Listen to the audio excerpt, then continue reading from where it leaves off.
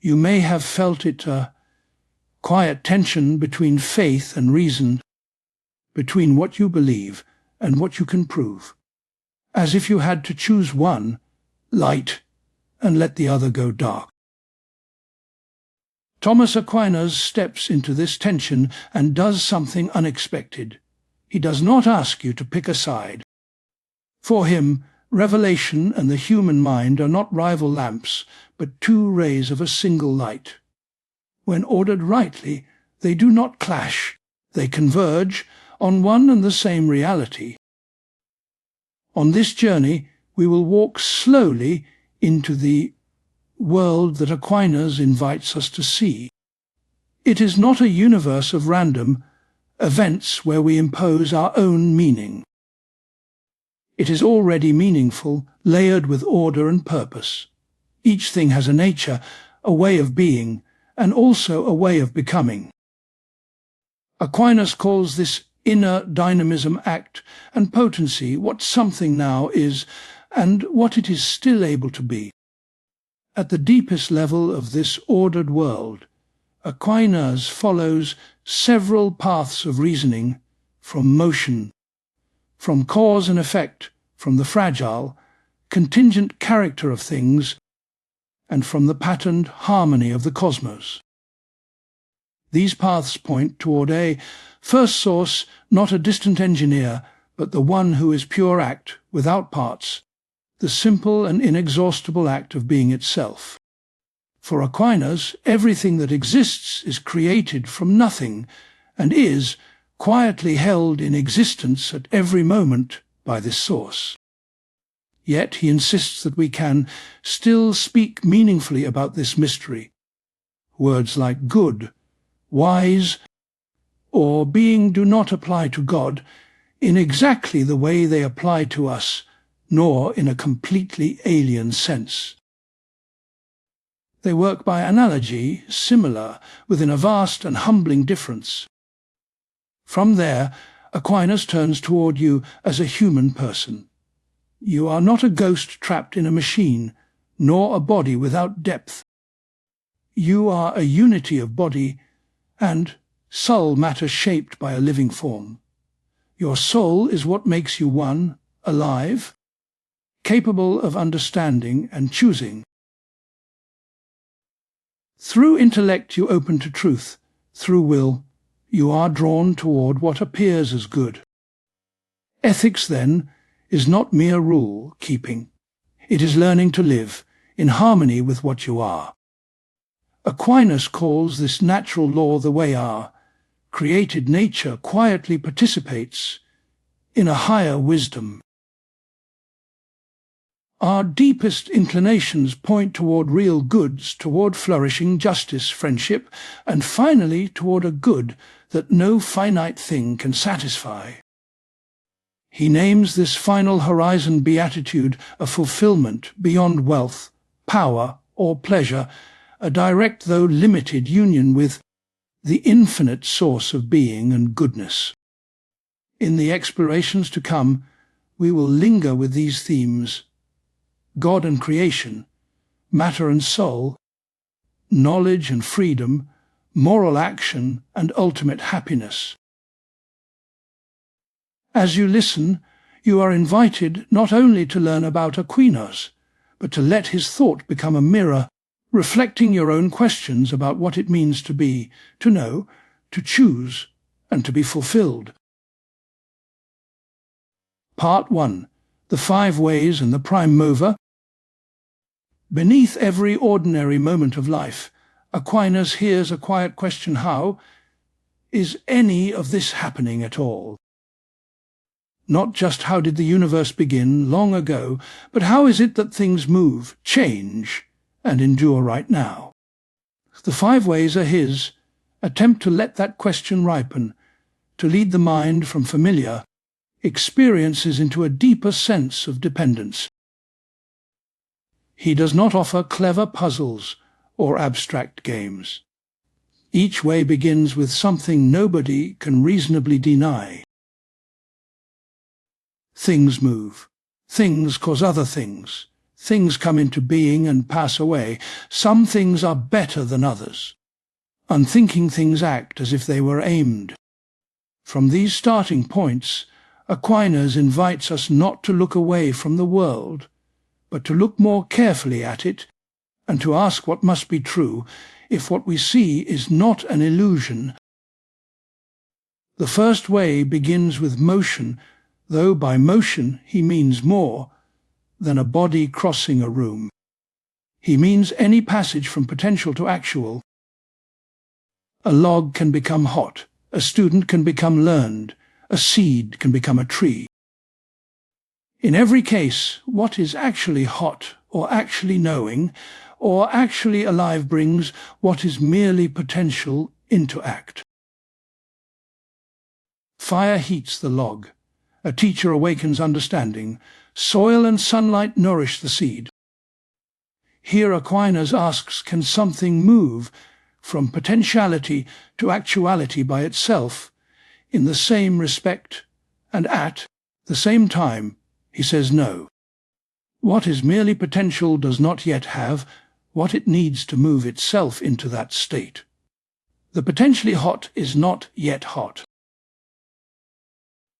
The potentially knowing mind does not yet know, so whenever we find a transition from potential to actual, we find something already actual doing the moving. This raises a further question. Could there be an endless hierarchy of movers, each receiving its actualizing power from another, without any source that is already in act in its own right? Aquinas thinks not. An ordered series of causes that are here and now cooperating, like a hand moving, a stick that moves a stone, must end in something that moves without being moved, that gives without having first received. Otherwise, nothing in the series would ever truly explain why motion is occurring at this moment.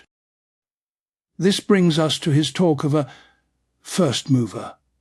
It is easy to picture this as the first push in a long chain of dominoes, long ago in time. But Aquinas has something subtler in mind. The first mover is not simply the earliest cause, but the deepest cause, the present root of every act of becoming. Even if the universe had no temporal beginning, he thinks the very existence of ongoing change would still require a source that is pure actuality, the unmoved mover, in whom no potentiality remains. The second way turns to efficient causes, those by which things come to be and continue to act. We see that nothing causes itself. A sculptor shapes the statue, parents beget a child, the sun warms the earth. Once again, Aquinas considers the possibility of an infinite, here and now series of causes, each depending on another to exercise its causal power. And once again, he argues that without some first, because that has its power from itself, no cause in the series would truly be causing anything. The whole chain would hang from nothing. His third way reflects on what he calls contingent beings, things that can exist, but do not have to. We and the things around us are fragile. They come into being and pass away. If everything were like this, if every being could fail to exist, then it would be genuinely possible that at some point nothing at all existed. But if there were ever nothing, Aquinas reasons, there would never now be anything, since from absolutely nothing, nothing comes. Therefore there must be at least one being that cannot fail to exist, whose very nature is to be. This he calls the necessary being. The fourth way begins from degrees of perfection. Some people are wiser than others. Some acts are more just. Some things seem more noble, more fully real, more complete. Whenever we speak in degrees, Aquinas notes, We implicitly compare our judgments to a maximum, a standard. Hotter and colder presuppose something hottest, fully hot. Better and worse suggest something best, where goodness is not limited or mixed with defect. He concludes that there must be a being that is goodness itself, wisdom itself, whose perfection is not borrowed but original. The fifth way looks at order and purpose in nature. Non-rational things, like plants and elements, reliably behave as if they were aiming at ends. Seeds grow into trees of a particular kind. Eyes are structured for seeing. The organs of a body cooperate for the life of the whole. These patterns are not random, they exhibit regularity and direction. But what lacks understanding cannot aim itself. For an arrow to fly toward a target, it must be aimed by an archer. So Aquinas argues, the pervasive directedness of natural processes suggests an ordering intelligence, a mind that guides all things toward their proper ends. None of these ways is offered as a knock-down trick. Aquinas is not trying to trap a skeptic, but to make explicit what is already implicit in the world we share. Movement causality, contingency, degrees, and order do not explain themselves. They point beyond themselves to a source that is not one more item among others, but the very act by which there are any items at all. At the end of each way he writes, quietly, and this is what everyone calls God. The wording is deliberate. At this stage, the conclusion is modest. Reason has reached a first mover, a first cause, a necessary being, a highest standard, an ordering intelligence. But is this reality simple or complex? Is it temporal or eternal, finite or infinite? Does it know love, will? Is it truly worthy of worship? For Aquinas, the five ways are the first steps of natural theology, not its last word. They establish that there is a foundational source of being and order, here and now, sustaining everything else. They do not yet show what that source is like in itself. The rest of his reflection on God will ask a more delicate question. Once we have reason to affirm that such a reality exists, how can we, with our finite minds and earthly language, think and speak of it at all? That question carries us from the five ways to the attributes of the first cause, from the prime mover as the unshaken ground of motion, to God as absolutely simple, infinitely perfect, and mysteriously present in all things. Part 2. Divine Simplicity and Perfection. Beyond establishing that some first cause exists, Aquinas turns to a more searching task, asking what this cause must be like if it is truly the deepest source of all. It is one thing to say that there is a prime mover, quite another to say that this being deserves the name God in the full sense. To make that passage, he begins by clearing away misunderstandings. He approaches the mystery of God, partly by saying what God is not. The first denial is striking in its simplicity. God is not a body. Bodies are extended in space. They occupy here rather than there. They have parts that can be divided, rearranged, and destroyed. Anything with parts depends on something more basic, the parts themselves and the principle that holds them together. Such a thing cannot be the ultimate explanation of all that exists, because it already cries out for explanation. So for Aquinas, the first cause must be immaterial, not bound by size, shape, or location. From here he moves to what later thinkers call divine simplicity. Our experience is full of composites. A living thing is composed of form and matter. A person is composed of body and soul. Even within the soul we can distinguish powers: intellect, will, memory, imagination. And beyond that, every finite being is a blend of act and potency, of what it already is, and what it can yet become. All of these compositions reveal limitation. A thing that has parts can lose them. A being that is partly potential still reaches toward a fullness it does not yet possess. The first cause, Aquinas argues, cannot be like this. If it had parts, something would have to combine those parts, or hold them together, or actualize the potential they represent. The first cause would then depend on something more basic and would no longer be first. So he concludes that in God there is no composition at all.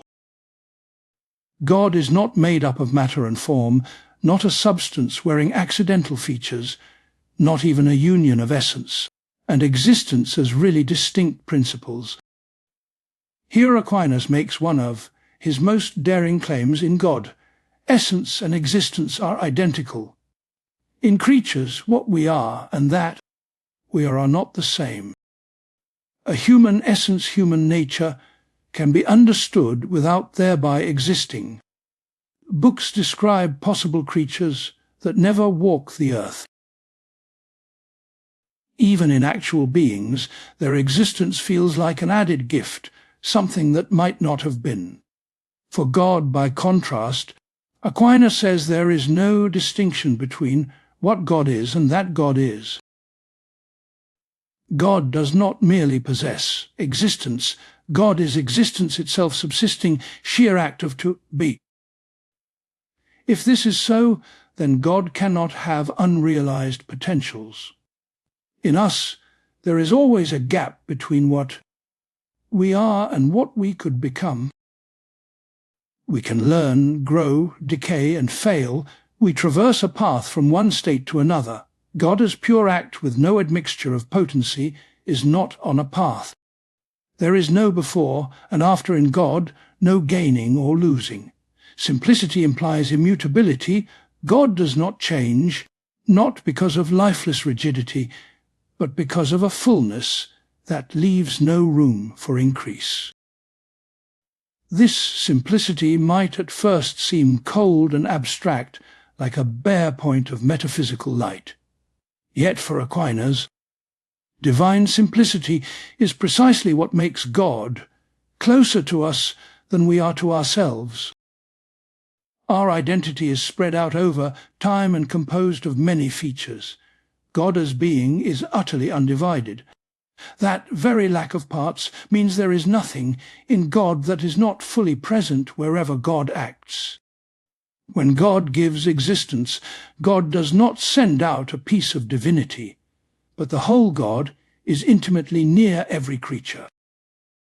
From simplicity, Aquinas moves naturally to divine perfection. The more actual a thing is, the more perfect it is.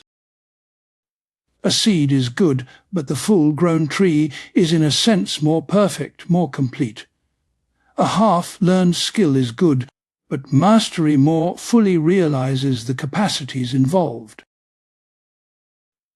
If God is pure act, with no unrealized possibilities, then God is also pure perfection, lacking nothing that befits the fullness of being. Here Aquinas draws on a simple intuition. All created perfections, goodness, truth, beauty, wisdom, power, do not come from nowhere. They are participated. A wise person shares in wisdom. A beautiful scene shares in beauty. No creature contains these qualities in an absolute way. Each reflects them in a limited form, mixed with defects. The source from which they all flow, however, must contain them in a higher, more unified manner. Otherwise the effect would surpass its cause. Thus Aquinas describes God as perfect in every respect, not by adding up many separate excellences, but by recognizing that the one, simple act of divine being contains in an eminent way every pure perfection we encounter. When we say that God is wise, powerful, and good, we are not pointing to three different parts in God, but to three different ways in which our limited minds grasp that same limitless act of existence. This has further consequences. If God as being has no limits, then it is not bounded the way created essences are. A human nature can be here and not there, now and not then, but the act of being itself, in its fullness, is not confined by such borders. Aquinas therefore calls God infinite not in the sense of a very large finite thing, but in the sense of being without the internal limitations that characterize every creature. This infinite act of being can be present to all places and all times, not as one more object among others, but as the intimate ground on which every object stands. Simplicity and perfection together shape Aquinas as picture of God as unchangeable, eternal, and supremely one. Unchangeable because any change would imply the passage from potential to actual, which has no place in pure act. Eternal because where there is no succession, there is no time. God as now does not slide from past into future, but encompasses all times at once. Supremely one, because composition is the root of division, the more simple the being, the more unified it is. Yet Aquinas never forgets that these conclusions are hard, won, and delicate. They are the fruits of reasoning from effects to cause, from the mixed and partial to the unmixed and complete. We can say with real confidence that God is not composite, that God is pure act, that every created perfection has its source in the divine fullness. But we cannot imagine this directly as if God were simply an exaggerated version of the best creature we know. So at the heart of his natural theology there is both boldness and restraint, boldness in affirming that reason can reach the idea of a being whose essence is existence itself, simple and perfect.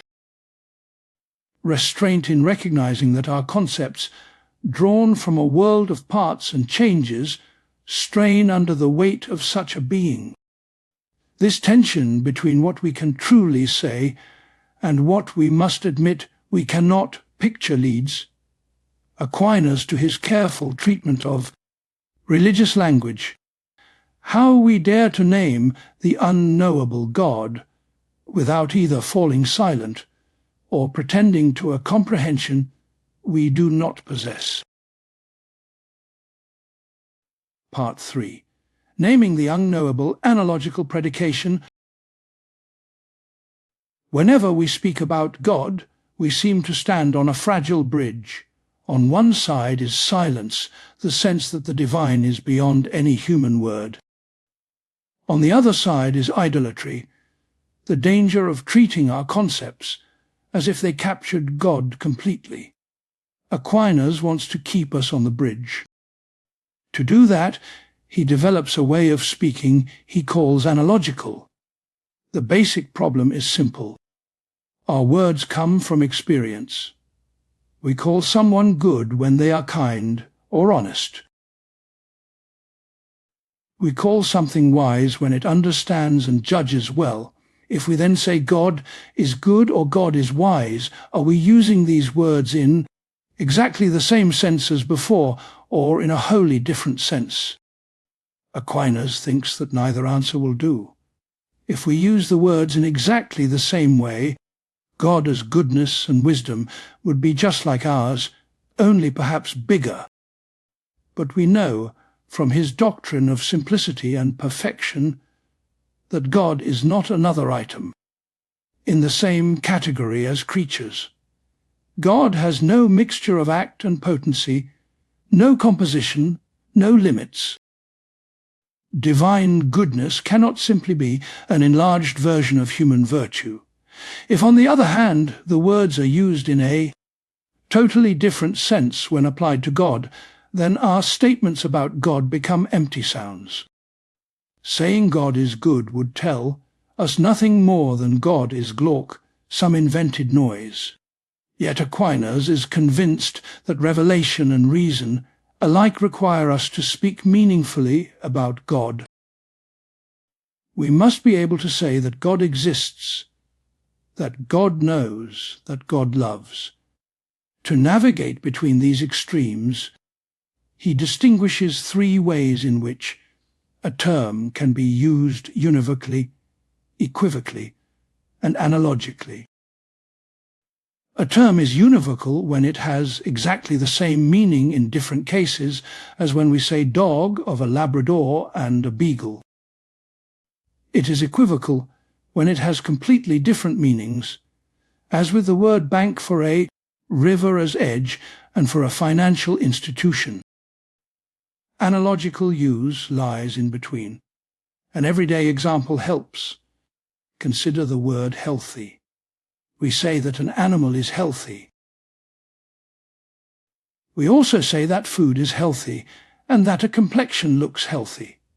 The word is not used in exactly the same way each time. The animal has health. The food causes or preserves health. The complexion is a sign of health. Still, all these uses are related. None is purely accidental or arbitrary. They all refer, in different ways, to a central notion of health. For Aquinas, terms like good, wise, and being work similarly when we apply them to God and creatures. The meaning is not entirely the same, as if God as goodness were simply a copy of ours. Nor is it sheerly different, as if there were no connection at all. The creature as goodness is received and limited, God as goodness is original and unlimited. Yet the word good still points, in both cases, to a perfection that, in creatures, comes from God, and in God is identical with the divine essence. He sometimes explains this through three ways of thinking about God: the way of causation, the way of negation, and the way of eminence. The way of causation begins from the belief that every created perfection has its source in the Creator. If there is wisdom in the world, the first cause must be wise in some higher manner. If there is love, the first cause must be loving in a purer way. From what we find in creatures, we infer the presence of similar perfections in God. The way of negation reminds us, however, that whatever we affirm of God must be stripped of the limitations and defects we know from creatures. God's knowledge is not laborious discursive or mixed with ignorance. God's power is not subject to fatigue or frustration. God's love is not needy or changeable. We say God is wise, but we silently add, not in the finite and fallible way we are. Much of what we truly say about God is framed by what we must deny. The way of eminence adds a final step. Once we affirm that a perfection exists in God, and once we remove the creaturely defects from our idea of it, we are left with something that surpasses our comprehension. God's goodness is not merely, like the best goodness we know, only more. It is goodness in an exalted mode, beyond all comparison. We know that God is good. We do not know exactly how God is good. Analogical predication then allows real knowledge and real humility to coexist. When we say God is good, the statement is true. It is not merely a poetic gesture. The word good does not float free of its usual sense, it still names a perfection, a desirable fullness. But the way that perfection exists in God exceeds the limits of our concept. Our word reaches its target, but does not encircle it. This has an important consequence for how we read Aquinas' own claims about God, when he lists the divine attributes simplicity, perfection, goodness, infinity, omnipresence, immutability. We might be tempted to picture a being whose features we can line up and analyze in the way we would analyze the traits of a person. Analogical language warns us against this. The many names correspond more to the many angles from which our limited minds approach the one simple act of divine being. At the same time, Aquinas refuses to collapse theology into pure negation. It is not enough to say that God is beyond being or beyond goodness and leave it there. To do so would sever the link between God and creation and make religious language arbitrary. For him, the very possibility of natural theology and of meaningful revelation depends on the fact that what is in creatures exists first in God in a more perfect way. The distance is infinite, but the relation is real.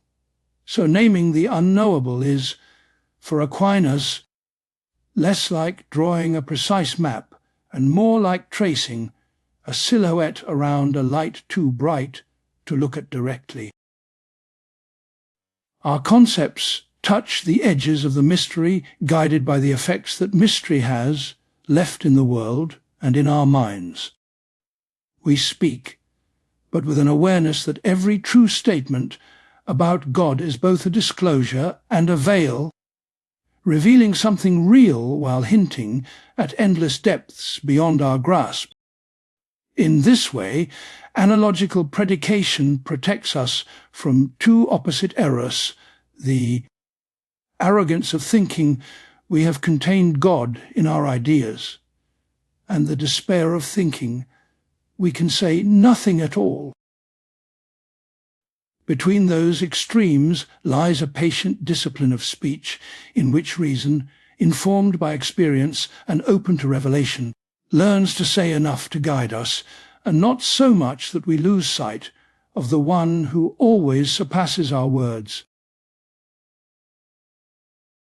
Part 4. Creation ex nihilo and the eternity of the world. At first glance, the doctrine of creation ex nihilo sounds like a claim about a distant moment, buried somewhere in the past, when there was nothing, and then suddenly there was something. We imagine an empty darkness, and then a universe exploding into being. Aquinas asks us to slow that picture down, and almost to set it aside. For him, from nothing does not first name a moment in time. It names a relationship. It says that whatever exists apart from God does not carry the reason for its existence within itself. Its being is received. To see what is distinctive about creation, Aquinas begins with a more familiar kind of change. In the natural world, new things come to be all the time. A seed becomes a tree. Metal is melted, shaped, and cooled into a tool. A child grows into an adult. In each case, something already present is reshaped or developed. Matter persists under different forms. What was potential becomes actual. This is what Aristotle had called generation and corruption, or accidental alteration. The world, on this view, is a vast web of transformations, but never a leap from sheer nothingness to being. Creation in the strict sense is different. When Aquinas says that only God creates, he means that only God can give existence itself. A human artisan can rearrange wood or stone into a house. Fire can burn and reduce that house to ashes, But in every such process, some underlying reality is simply being moved along, pushed from one state to another. Creation, by contrast, is the act by which there is anything at all for natural processes to work with. It is not the changing of one thing into another. It is the causing of the whole existing thing in its very being. This is why Aquinas insists that creation need not be imagined as a temporal flicker, a one-time push at the beginning of the cosmic story. Even if, as many philosophers of his day believed, the world had always existed, it would still be created. For to be created is to depend on another for one assicarity, here and now. It is like the dependence of an image on the projector that throws it onto the screen. The picture is not first started up and then left to run on its own. It exists only as long as the light shines. Against this background, the question of whether the world has a beginning in time takes on a different colour. Aristotle and many of his followers were convinced that the universe, in some form, had always been. They thought they could show that a beginning in time was impossible. Many Christian thinkers, on the other hand, were equally convinced that the world must have a temporal starting point, and that this could be demonstrated by reason alone. The debate was sharp and at times heated. Aquinas enters this dispute with a striking calm. In his short work on the eternity of the world, he patiently examines the arguments on both sides and concludes that neither is conclusive. Reason, he says, cannot demonstrate that the world began in time, but neither can it demonstrate that the world is eternal. From the philosopher assicarity point of view, an eternal created world is perfectly possible. It would still be wholly dependent, at every moment, on a source of being beyond itself. Faith, however, adds something further. Aquinas holds that Christian revelation teaches that the world did, in fact, begin. There was a first instant of created time. Before that, there was no time at all. This is not a conclusion he thinks philosophy can reach on its own. It is a truth received, not proved.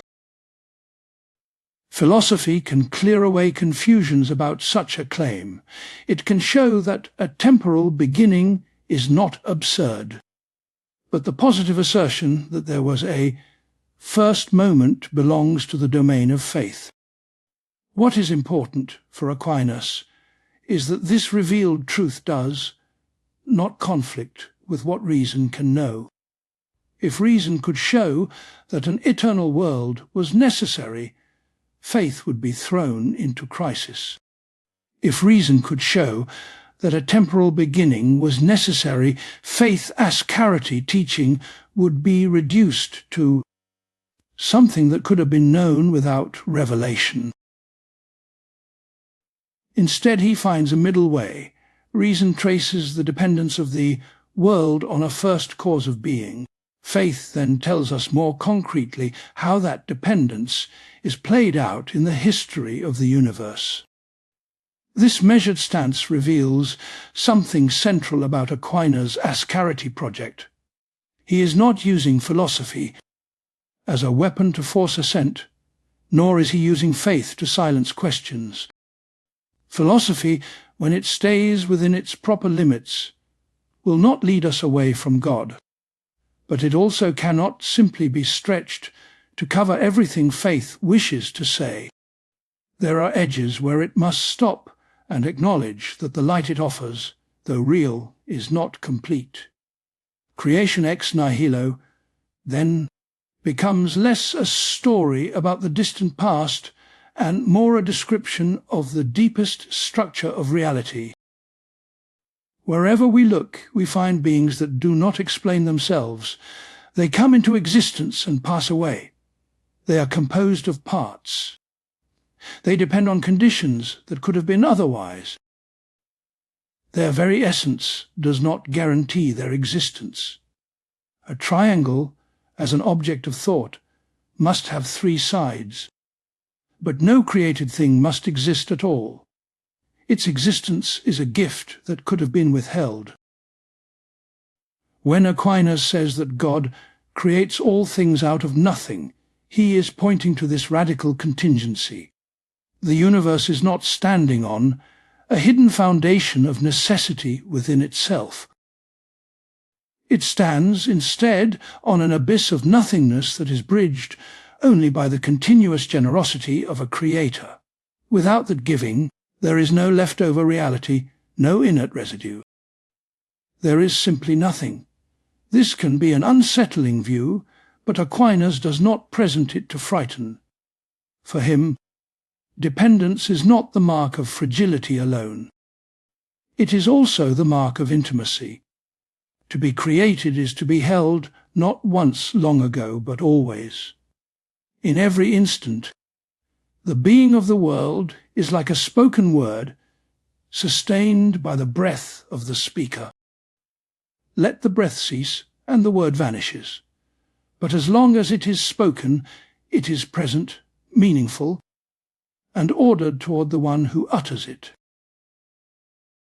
Seen in this light, the question of whether the world began in time or has always existed, while important, is secondary to a deeper truth.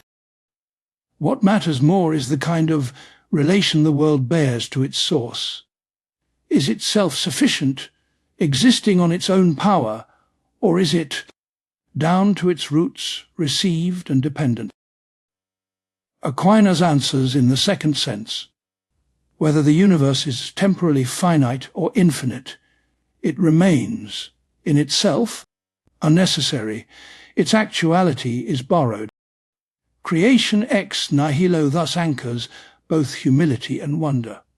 Humility because everything we have, even our own existence, is not owned in the way we own a possession, but entrusted. Wonder because the very fact that there is something rather than nothing becomes a continual marvel, not a brute fact. Each contingent thing silently poses a question: why this and why at all? For Aquinas, the doctrine of creation is the beginning of an answer, and the beginning of a path that leads our gaze beyond the visible world to the one who says, in a sense deeper than we can grasp, Asakarity I am. Part 5. Time, Space and Divine Presence. In thinking about time and space, our imagination almost automatically reaches for images of clocks and star fields, of before and after, here and there. We picture an empty container of space waiting to be filled, and a blank strip of time waiting for events to be laid along it. Aquinas gently resists this picture. For him, time and space are not independent stages on which reality appears. They arise with the world itself. Without created things there is no time. Without bodies there is no space. He follows Aristotle in defining time as the measure of motion according to before and after. Wherever there is change, we can count it, track it, mark its rhythm. That counting is what we call time. If we imagine a world with no change at all, no motion, no succession, then, on this view, there is no time. There are no earlier and later moments to be measured. The first instant of time, therefore, coincides with the first motion, with the first created reality coming to be. Space, too, is anchored in the existence of bodies. For Aquinas, a body is something extended, with parts outside of parts. Space is not a separate container in which bodies are placed.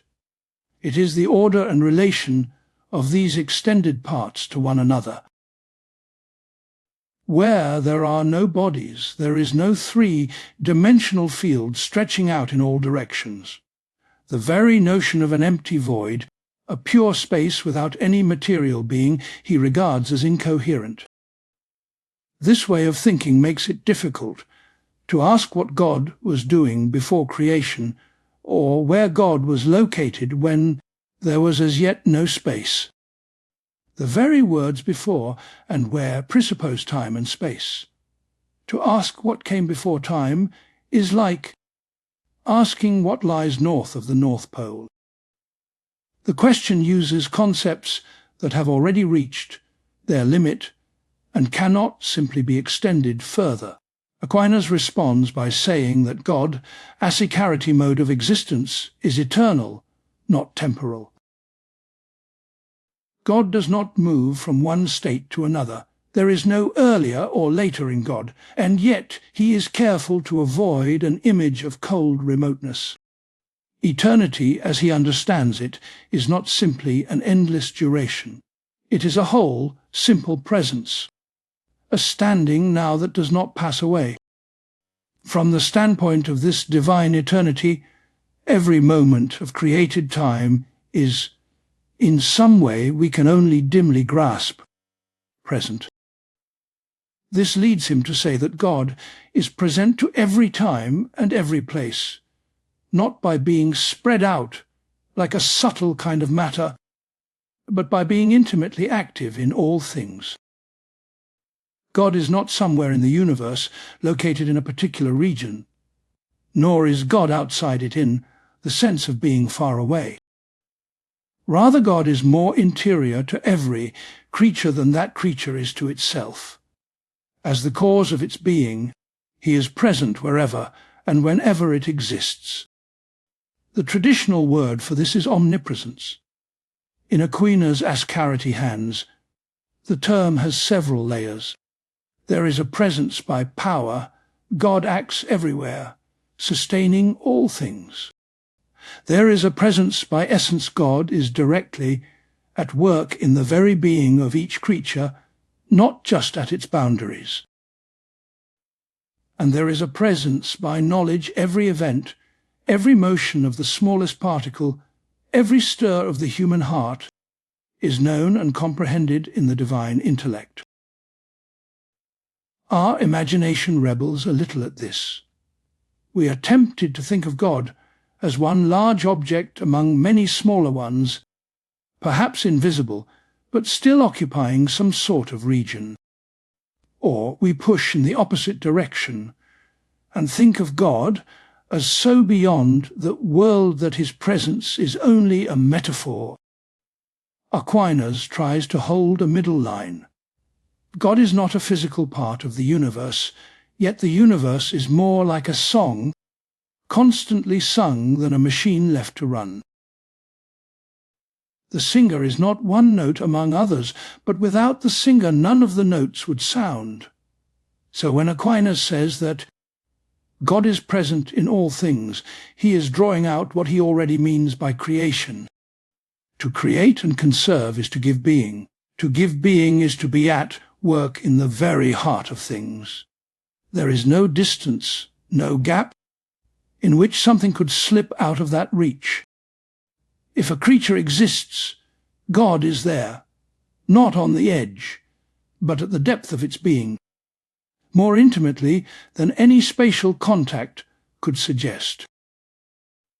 At the same time, Aquinas is clear that God is not bound by the measures that bind us.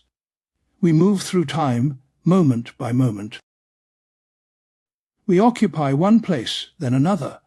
Our knowledge arrives in stages. God Ascarity is not like this. The divine knowing is not stretched out, learning as it goes. It is a single act in which all times and places are known at once. This is part of what it means to speak of divine eternity. The result is a kind of double vision. From our side, history unfolds. There is a real story with a beginning, a middle, and an end. Events genuinely follow one another. Choices are made. New things come to be. From God Ascarity side, all of this is present in a single, undivided gaze. Nothing surprises, nothing passes away into irretrievable darkness. Yet this does not turn history into an illusion. It only means that the author does not learn his own story as he tells it. We might be tempted to think that such an eternal presence would make God distant from our concrete experience. Aquinas suggests the opposite. If God is present to every moment more fully than we are, then the flow of time does not carry us away from him. Every instant is already open to the divine presence. Every place is already, in some sense, touched by it. Our difficulty is not that God is far from time and space, but that our concepts of time and space are too small to grasp what such a presence could mean. In the end, Aquinas leaves us with both clarity and mystery. Clarity in that time and space are genuinely creatures finite, dependent, and ordered. They are not eternal frameworks in which God happens to appear. Mystery in that God Ascarity relation to them surpasses any image we can easily form. We can say what it is not temporal, not spatial, not local. We can say something of what it is, a sustaining, knowing, loving presence that gives and holds all that is. But we cannot trace the inner rhythm of that eternity. To live within this vision is to discover that we never stand outside the reach of the one who is. Wherever we are, whenever we are already, quietly, in the presence of God. The path of thought brings us close enough to affirm this without contradiction. Faith then invites us to trust that this presence is not only the cause of our being, but also the ground of our hope and the horizon of our final rest. Part 6. Conservation and the Purpose of Creation. Gentle persistence lies at the heart of Aquinas' account of how the world relates to God. We considered creation as the giving of existence itself, an ongoing act, not merely a once for all event. The same divine generosity that first drew things out of nothing continues in every instant to hold them in being. This ongoing act is what he calls conservation. The principle behind conservation is simple, though its implications are deep. An effect depends on its cause not only for coming to be, but also for remaining in being. This is true whenever its nature does not contain the reason for its own existence. If the cause is purely accidental, like a sculptor shaping clay, the effect can remain. The statue does not crumble when the artisan leaves the room. But if the cause is responsible for the very act of existing, the situation is different. When that cause ceases to act, nothing of the effect remains. Its being was never its own. Aquinas thinks of God as the universal cause of being in this strong sense. Every creature, from the most enduring star to the briefest flicker of a thought, exists only because God's creative act is not withdrawn. If that act were to cease, there would not be a ruined universe, or a frozen one. There would simply be, once again, nothing. Conservation is creation continuing, like a breath that never stops. This perspective subtly changes how we view the natural order. The patterns we study in physics, biology, and human behavior are real. Created things have their own powers. They can act on one another, form stable structures, and carry out complex processes. Aquinas is not proposing that God is a rival to these finite causes, stepping in where they fail. Rather, he sees divine causality as operating at a deeper level. God grants creatures their very power to act and sustains that power as they exercise it. In this way, conservation respects the integrity of the created world while grounding it. A falling stone follows the laws of motion. A plant grows by drawing nutrients through its roots and light through its leaves. A person deliberates and chooses. All of this happens according to the natures created things possess. And yet, for Aquinas, every one of these events is, at the same time, a fresh reception of being from God. The ordinary is already saturated with the extraordinary, though we usually do not see it. From this ongoing dependence, a question quickly arises. Why is there a created world at all, if God would be no less perfect without it? Human beings often act out of need, to fill a lack, but God, as pure act and sheer fullness, lacks nothing. He is not improved by the existence of creatures. No increase in complexity, beauty, or variety can add anything to his own goodness. The divine life in itself is complete. This leads Aquinas to deny that there is any absolute necessity that God create. There is no best possible world God is compelled to produce. For any world we can imagine, a richer one could always be conceived. Since God's goodness is already infinite, it needs no external mirror to be what it is. God could have refrained from creating anything at all, and would have been no less perfect, no less blessed. Creation, then, is free in the deepest sense. God wills the existence of creatures, but not because he depends on them. Rather, he wills them as a way of communicating or sharing the goodness that he is. Aquinas sometimes calls this a kind of diffusion. The highest good is, by its very nature, self-diffusive, not out of compulsion, but out of the inner generosity that belongs to fullness. To create is, for God, to let others participate in a limited way in what he possesses without limit. Within this broad purpose, Aquinas allows for a hierarchy of more specific ends. Among creatures, he assigns a special place to those that possess intellect and will, angels and human beings. These are capable not only of receiving existence, but also of understanding and loving. They can freely respond to their Creator. In them, the sharing of divine goodness becomes conscious. The universe is not just a display, but also a conversation. A conversation in which some creatures can know the one who made them and return to him in love. Still, Aquinas is careful not to reduce the rest of creation to a mere backdrop. Non-rational creatures have their own goodness. A green leaf, a flowing river, a star burning in silence, all have a perfection suited to their kind.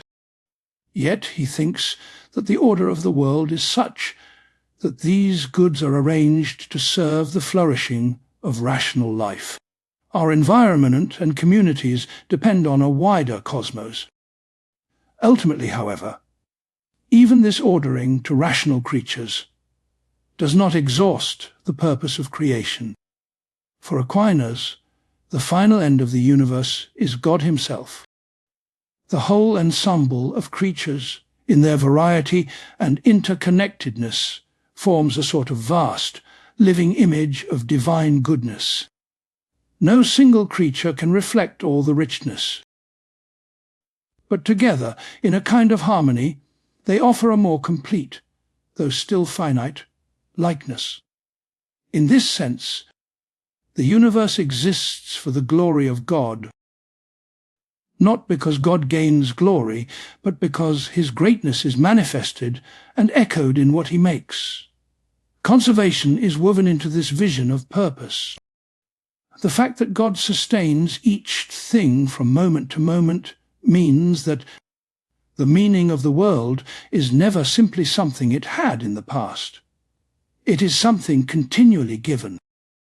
The order that binds events together, the tendencies that draw living things toward their characteristic ends, the moral drama of human freedom and failure, all are upheld by wisdom.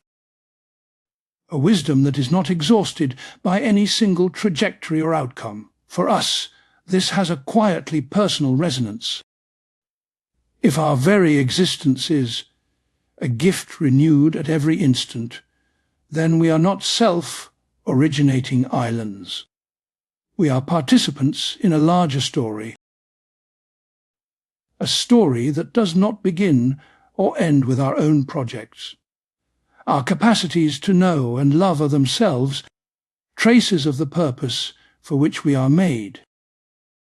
To receive, to understand, and to respond to the divine goodness that grounds us. At the same time, Aquinas' account guards against a sentimental simplification.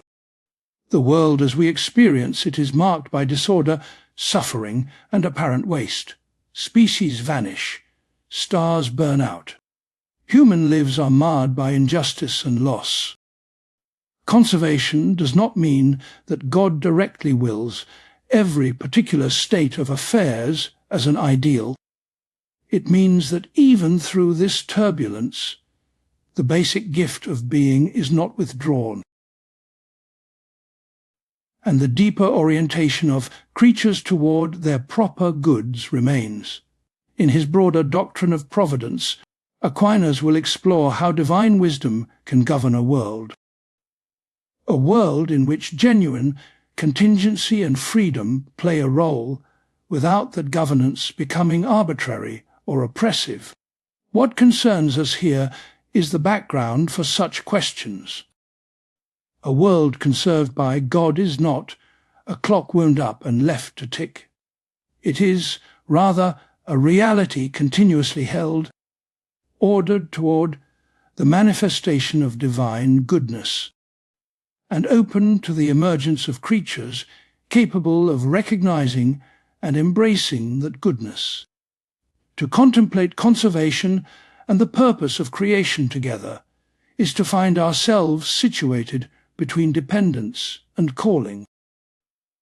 We depend, at the most basic level, on a source we did not choose and cannot control. Yet we are not merely carried along. Our intellect and will allow us to align ourselves more or less with the order in which we stand. We can live as if existence were our own possession or as if it were a gift. Aquinas invites us toward the second posture. In that posture, the ongoing act of creation becomes less an abstract thesis and more a background awareness. Each moment, with its possibilities and limits, is received. Each creature we encounter is not just an object among others, but a small, finite expression of a deeper goodness. And the world itself, conserved and directed toward an end beyond itself, becomes the setting in which the drama of return unfolds. The long, patient journey of created intellects back toward the source from which they come and in which alone their restless desire finds rest. Part 7. Hylomorphism, Matter, Form, and Substance.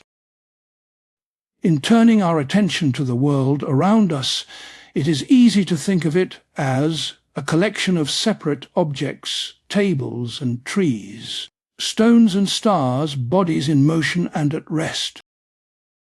Yet Aquinas wants us to notice something deeper. Every material thing, he says, hides within it a certain inner structure, a way of being put together. This structure is not visible to the eyes, but is grasped by the mind. To uncover this, he turns to a framework from Aristotle, the doctrine of hylomorphism.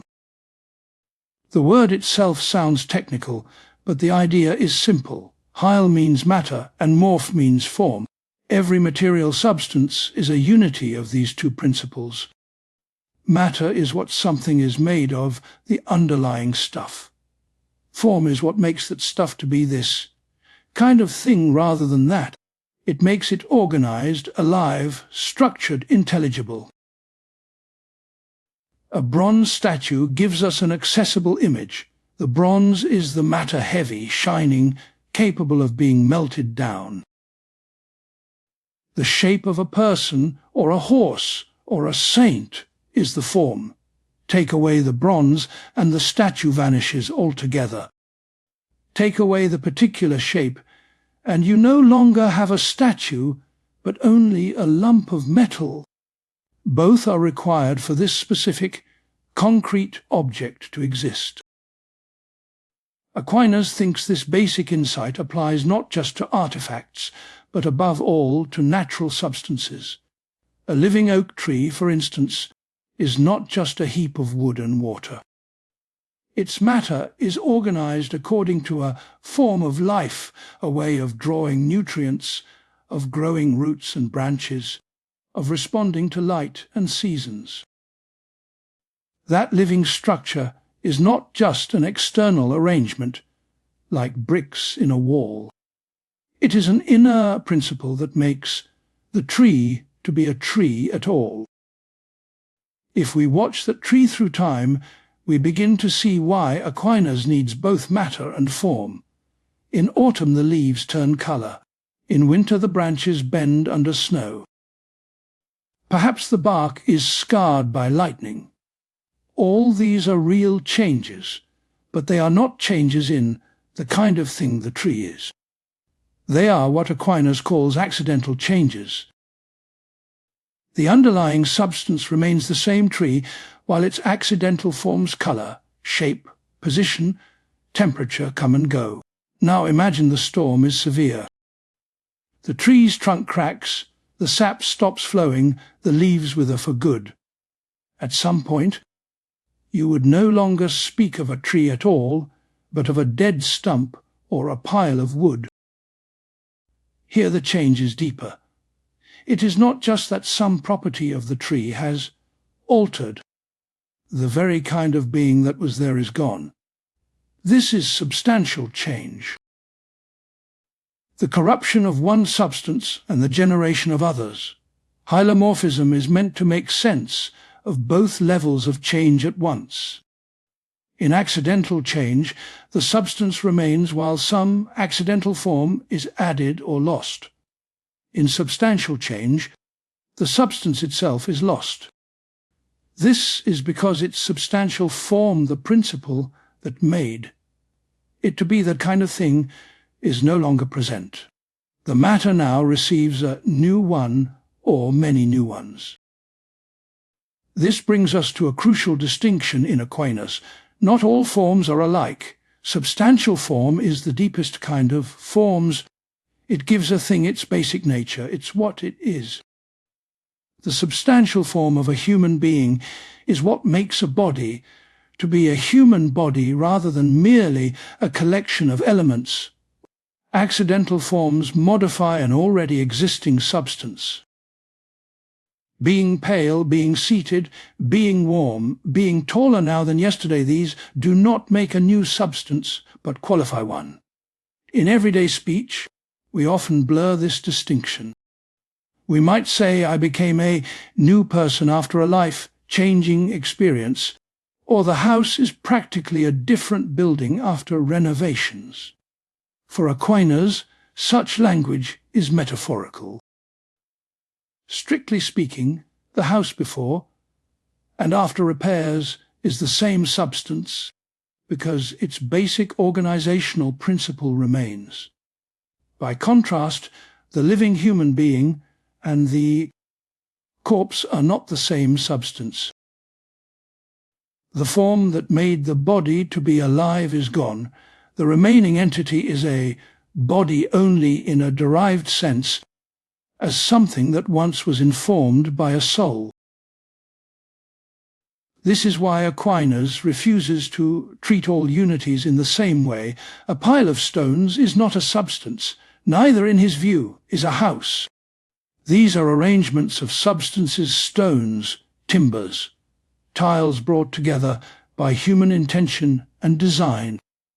Their organizing principles do not penetrate to the very being of the parts. The house does not make the bricks to be what they are. It merely situates them. So its form is accidental, a pattern imposed on independent substances.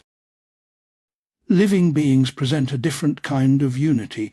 Their substantial form, their soul, in the broad philosophical sense, gives existence to the whole and to each of its parts precisely as parts. Your eye is not just a small independent object glued onto your face. It exists as an eye only within the larger unity of the living body. It loses its very identity as an eye once that unity is destroyed. This sort of deep, pervasive coordination is what Aquinas takes as the sign of a genuine substance. Hylomorphism, then, is not merely a way of classifying things. It is a way of thinking about what it means for something to be one. A true substance is not a loose bundle of features, but a coherent whole grounded in a single substantial form.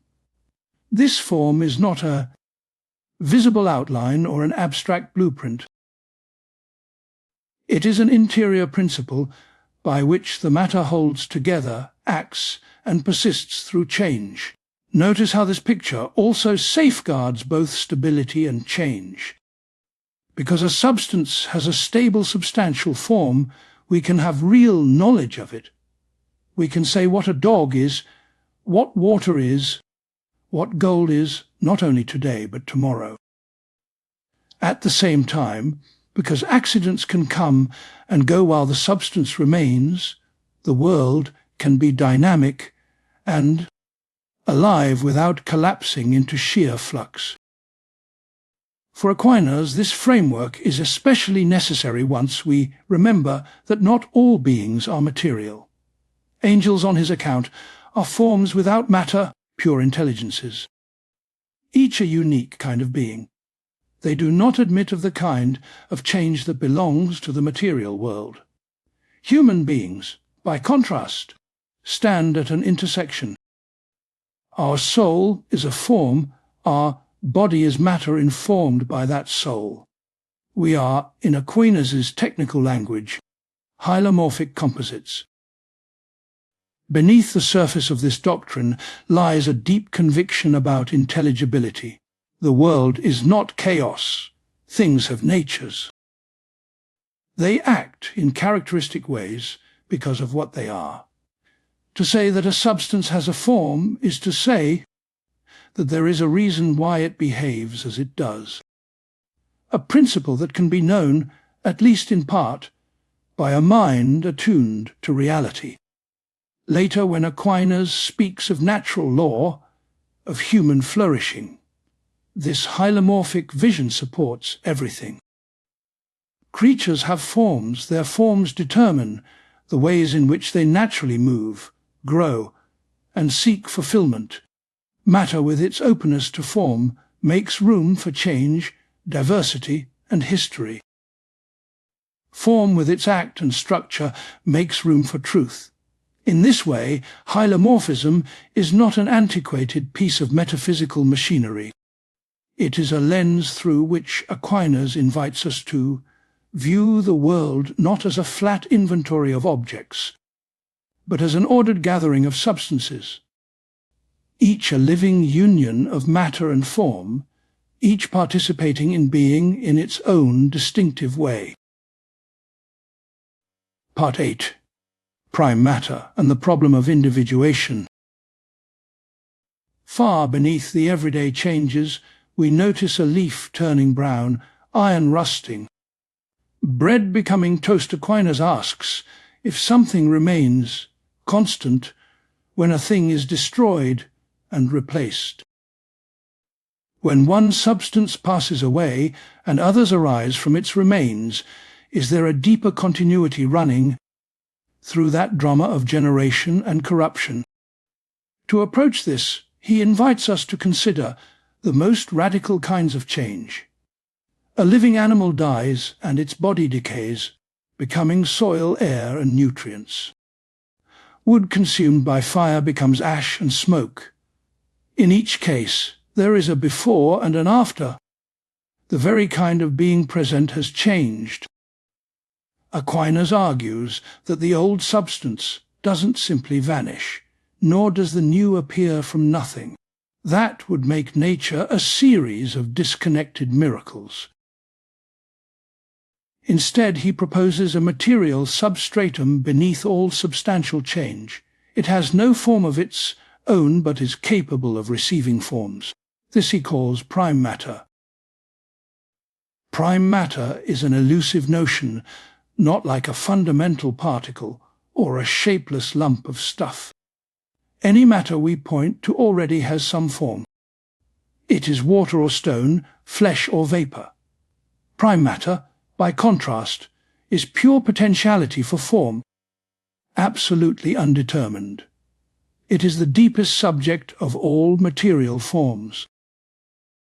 To picture it, we might imagine an artist's canvas before any paint. It's ready to receive any image, but bears none. Yet even this is too concrete. The blank canvas has size, texture, colour. Prime matter, in Aquinas' account, has no qualities at all. It is a limit concept, underlying the passage between substantial forms. Understandably, this raises questions. Can something that is pure potentiality truly exist?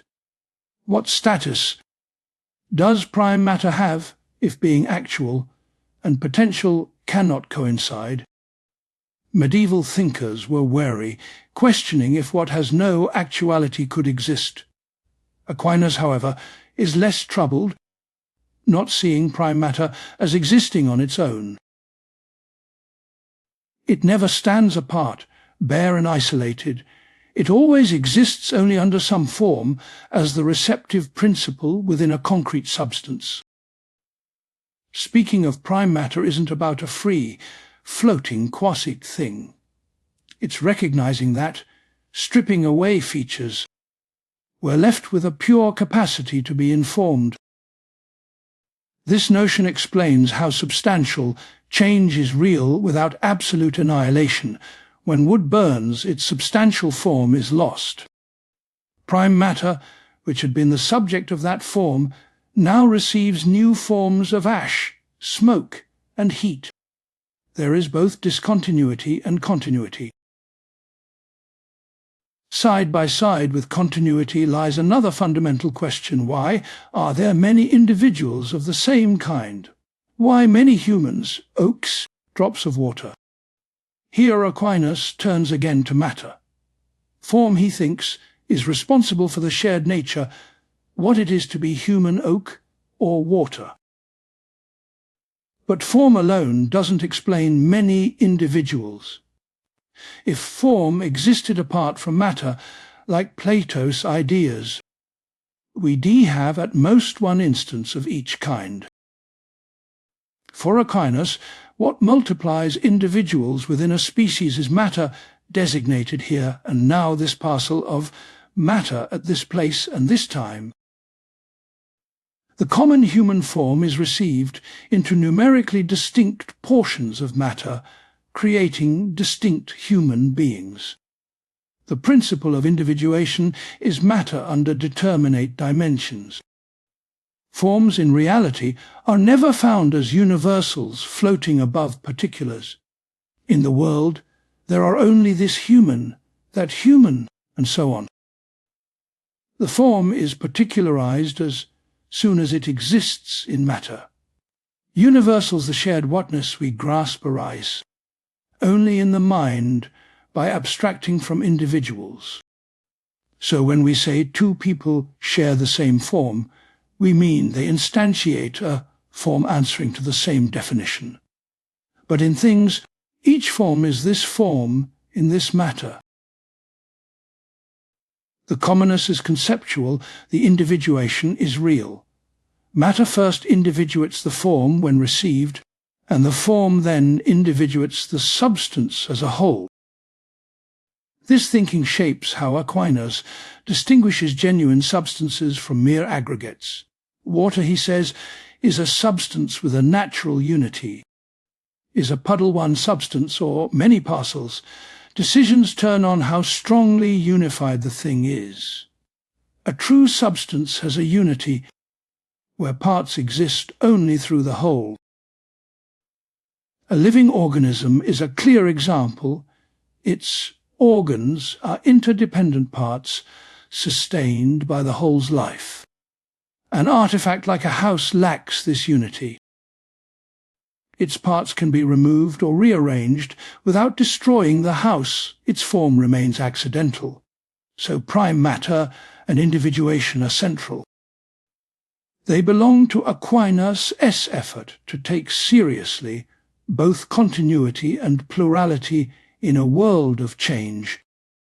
Prime matter allows him to say substantial change is real, and yet not sheer nothingness giving birth to being at every turn. Matter as individuating principle allows him to say there are many genuinely distinct beings of the same kind, not just copies of a shadowy universal. There is also, in this picture, a quiet affirmation of our embodied condition. Our individuality is tied to the matter that makes us here and now. This ness is rooted in how our form is realized in this body, in this place, in this history. The metaphysical principle touches our existential familiarity. In chapters to follow, Aquinas' vocabulary will link with his deeper distinction between potentiality and actuality, and his vision of God as pure act.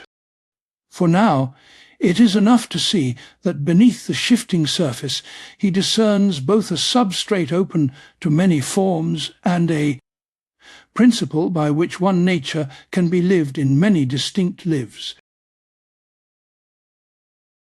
Part 9, Actuality, Potentiality, and the Nature of Being. Consider now how we speak about change in ordinary life. A child's potential for music, a seed's power to become a tree, marble becoming a statue.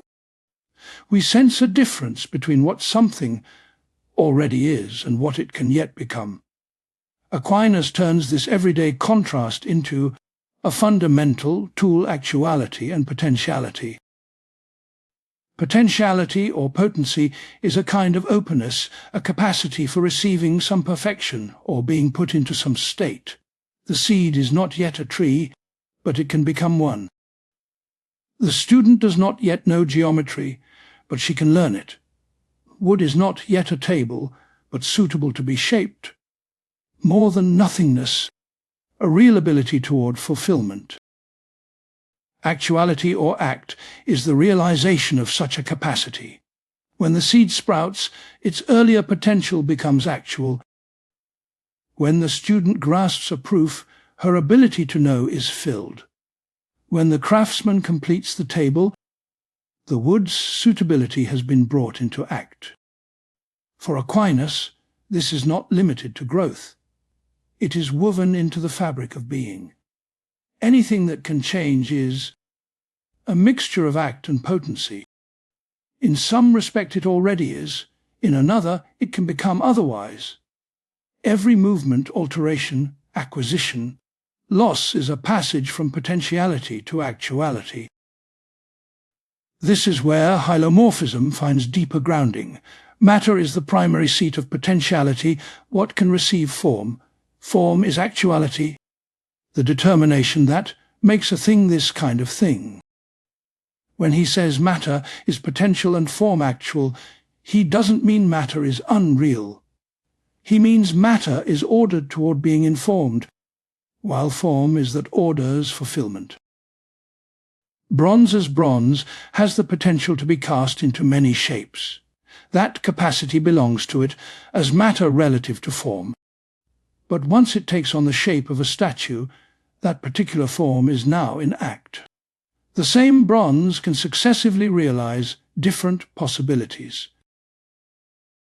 The form at any given time is the particular way its potential is actualized. There is another, subtler dimension to this scheme.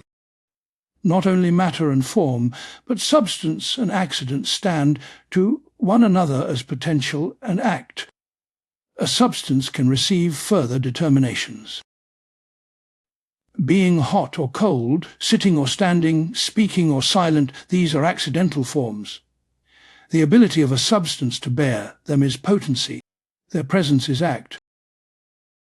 Here Aquinas brings in a crucial clarification about being itself. Being, he insists, is said in more than one way.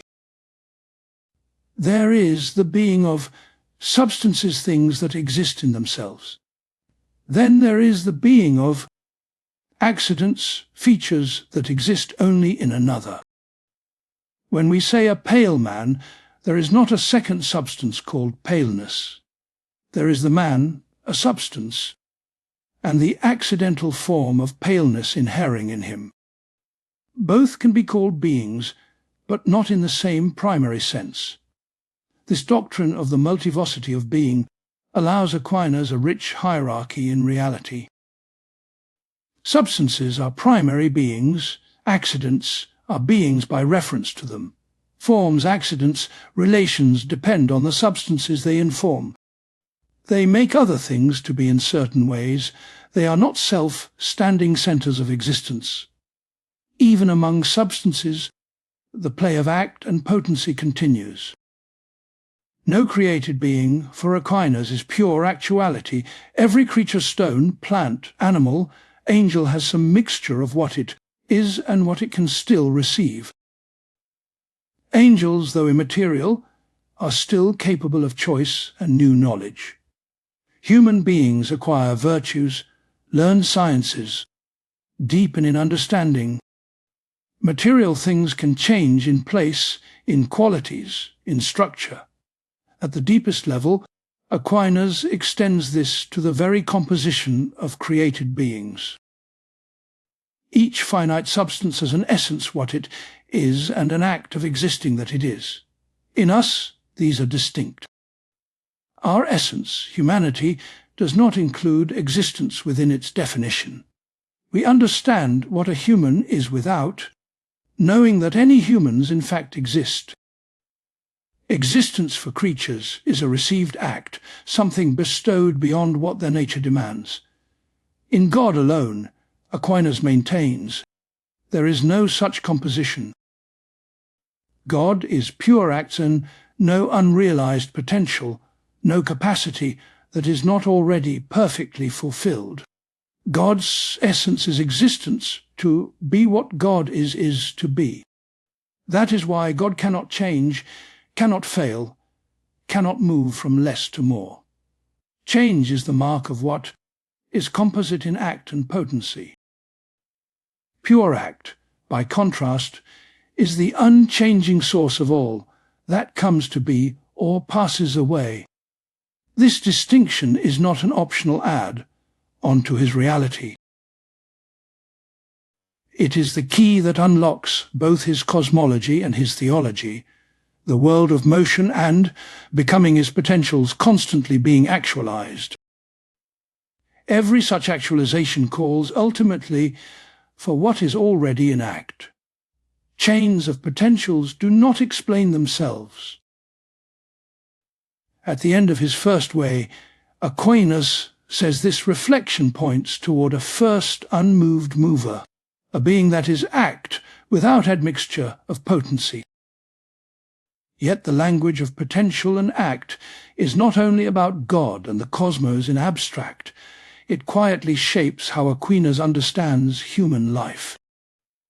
Each of us stands, at every moment, between what we already are and what we might yet become. Our virtues, knowledge, character perfect, our natural powers. They move them from mere capacity to stable act. The choices we make either bring into reality possibilities for goodness or deform, and frustrate them. The restlessness that marks human existence, the sense that we are on the way, unfinished, fits this scheme. We are not pure act. We are beings in whom potency still far exceeds actuality. Our loves are imperfect, our understanding partial, our wills capable of both turning toward good and away. Aquinas sees this not merely as anguish, but as the condition for growth, for moral responsibility, for the drama of freedom. At the same time, the language of pure act hints at a promised rest. If the highest good is a being in whom all potential is realized, our movement toward fulfillment is participation in that fullness. In the beatific vision, the human intellect is brought to its ultimate act by a direct, unmediated knowledge of God. Our deepest potency is then finally and permanently actualized. From the smallest change in a falling leaf to the largest questions about the origin and end of the universe, the rhythm is the same from what can be to what is, from potency to act. Hylomorphism, with its talk of matter and form, is one way Aquinas tracks this rhythm in material substances. Substance and accident track it in the layers of being. The idea of God as pure act situates the whole drama within a wider horizon, in which every finite actuality is both real and yet received, pointing beyond itself to the source of all being. Part 10. The soul as substantial form. Among living things, Thomas Aquinas sees a common thread that runs deeper than muscle, blood, or chlorophyll. Beneath visible structures, he looks for the principle that makes them alive at all. He calls this principle the soul. The word can mislead us. We might picture a ghostly vapour hovering inside the body, or a kind of spiritual add-on given only to humans. Aquinas means something much more basic and more sober. For him, the soul is simply the first principle of life in any living thing. It is whatever makes a plant truly a plant, an animal truly an animal, and a human being truly human. To understand why he speaks this way, we have to recall his larger picture of the world. Earlier we saw that for Aquinas every material thing is a composite of matter and form. Matter is what makes a thing able to take on different shapes and properties. Form is what gives it structure, organization, and a determinate kind of being. A statue of bronze and a spoon of bronze share the same matter, but not the same form. The form explains why one arrangement of bronze counts as a statue and another counts as a utensil. In living things, Aquinas simply gives a special name to the substantial form. He calls it the soul. The soul is the form of a living body, the actuality that turns a collection of elements into a unified, self-moving, self-nourishing being. In this sense, even the most humble blade of grass has a soul, not a spiritual mind, not an immortal self, but a principle of life that organizes matter into a living plant. The primary task of any substantial form is to account for what a thing is, and for its unity. It makes this individual the kind of thing it is, and holds it together as one substance rather than a pile of parts. The soul, as substantial form, does the same for living beings. It makes this organism the kind of living thing it is, and gives it the inner coherence that persists through growth and change. But living beings are not only unified, they also act in distinctive ways. They grow, take in nourishment, reproduce, move, sense, and, in the human case, understand and freely choose. Aquinas calls these activities operations of the soul. Corresponding to each operation, he posits a power or capacity of the soul. The soul of a plant has powers of nutrition and growth. The soul of an animal adds powers of sense and movement. The human soul includes all of these and goes beyond them with intellect and will. Aquinas spends considerable effort clarifying how these powers relate to the soul itself. He refuses to collapse them into a single, undifferentiated something. The soul, in his view, has an essence, the actuality, by which the living thing is alive as this kind of being. The powers are rooted in that essence, but they are not identical with it. They are genuinely distinct capacities that can be exercised, strengthened, or impaired. Think of a skilled musician and a violin. The musician, as a living person, is already an actuality. She exists, she has a particular nature. Yet within that nature there are distinct abilities to hear pitch, to remember melodies, to coordinate hands and bow. Each is a power, a structured way of being able to act. Aquinas sees the soul in something like this way. Its essence is the actuality of life. Its powers are the different channels through which that life can express itself. This distinction matters. It allows him to explain how the same soul can underlie multiple levels of activity. A human being can digest food, sense colors, imagine possibilities, reason about universals, and choose among alternatives. These are not the operations of multiple souls layered inside us. They are the operations of one soul expressing itself through many powers in partnership with a richly organized body. Here Aquinas takes a side in a lively medieval debate. Some thinkers suggested that a living thing must have more than one substantial form, one to make it a body with weight and dimensions, and another to give it life. That view seemed to explain why a corpse still appears to be a body even after life is gone. Aquinas resists this. If there were two substantial forms, he argues, there would not be a single, unified substance. Instead, he insists on what we might call a strong unity. There is just one substantial form in a living organism, and that form is the soul. It is because of the soul that the living thing has the bodily organization it does. When life ends, that unity is broken. What remains is not the same substance, but only matter now organized in a looser, derivative way. The continuity we see in the corpse is partial and superficial. This tight connection between soul and matter means that, in general, Aquinas is not a dualist about living things. Plants and animals are not ghosts inhabiting shells. They are material substances through and through whose life principle is inseparable from their bodily existence. When such a creature dies, its soul does not float away. It simply ceases to be because the substantial form exists only in and through the living composite.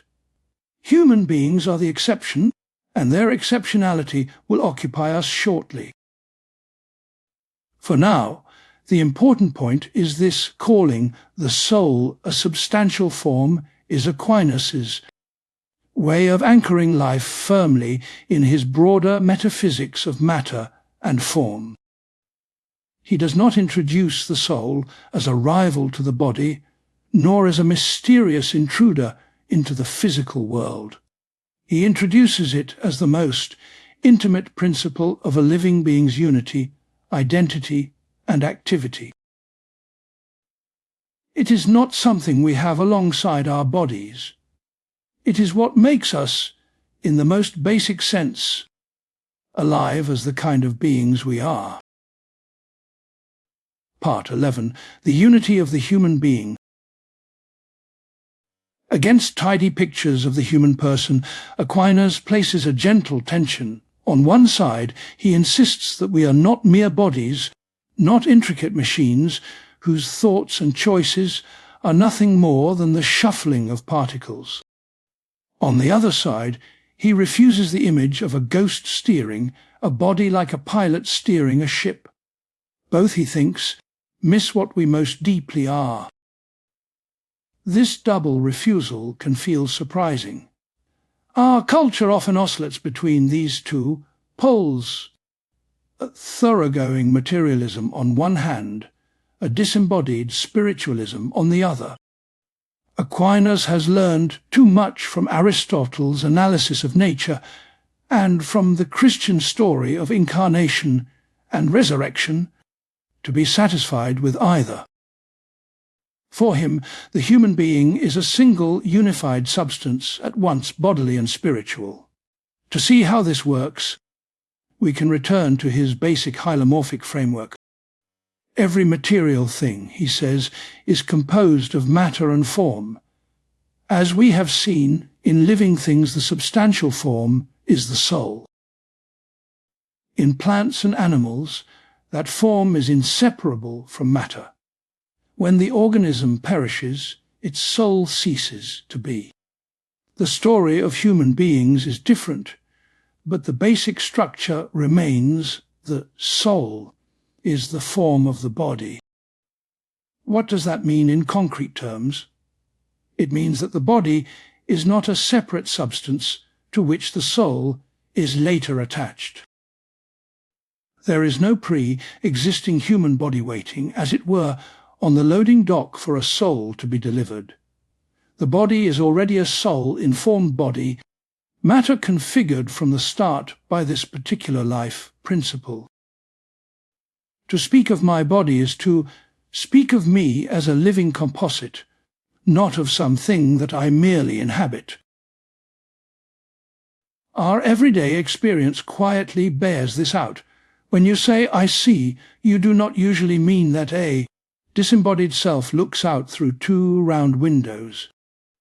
Your eyes see, but you see with them. When you say, "I am tired," you are not normally reporting the condition of something that is not you. The aching muscles, the heavy eyelids, the slow thoughts, together they express the state of one and the same person. For Aquinas, this unity of experience is not an illusion. It is a clue to what we metaphysically are. He therefore describes the human soul as the substantial form. That makes this parcel of matter into a living human body. Through the soul, the body has its organs, its structures, its orientation toward specifically human activities. Through the body, the soul has a concrete, located way of being in the world, of sensing, acting, and relating. Neither is complete without the other. The soul is not designed for bare existence in separation. Its natural state is to be the form of a living body. And yet Aquinas also insists that the human soul has powers that outstrip matter. Chief among these is the intellect.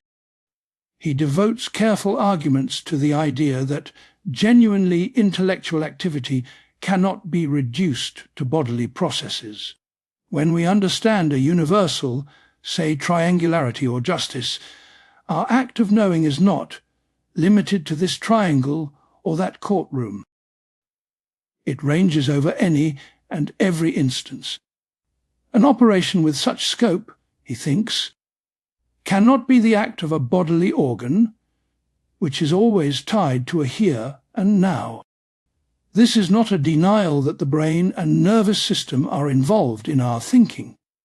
Aquinas fully acknowledges that our intellectual life leans on the senses, the imagination, and memory, all of which depend on bodily organs. His claim is more delicate.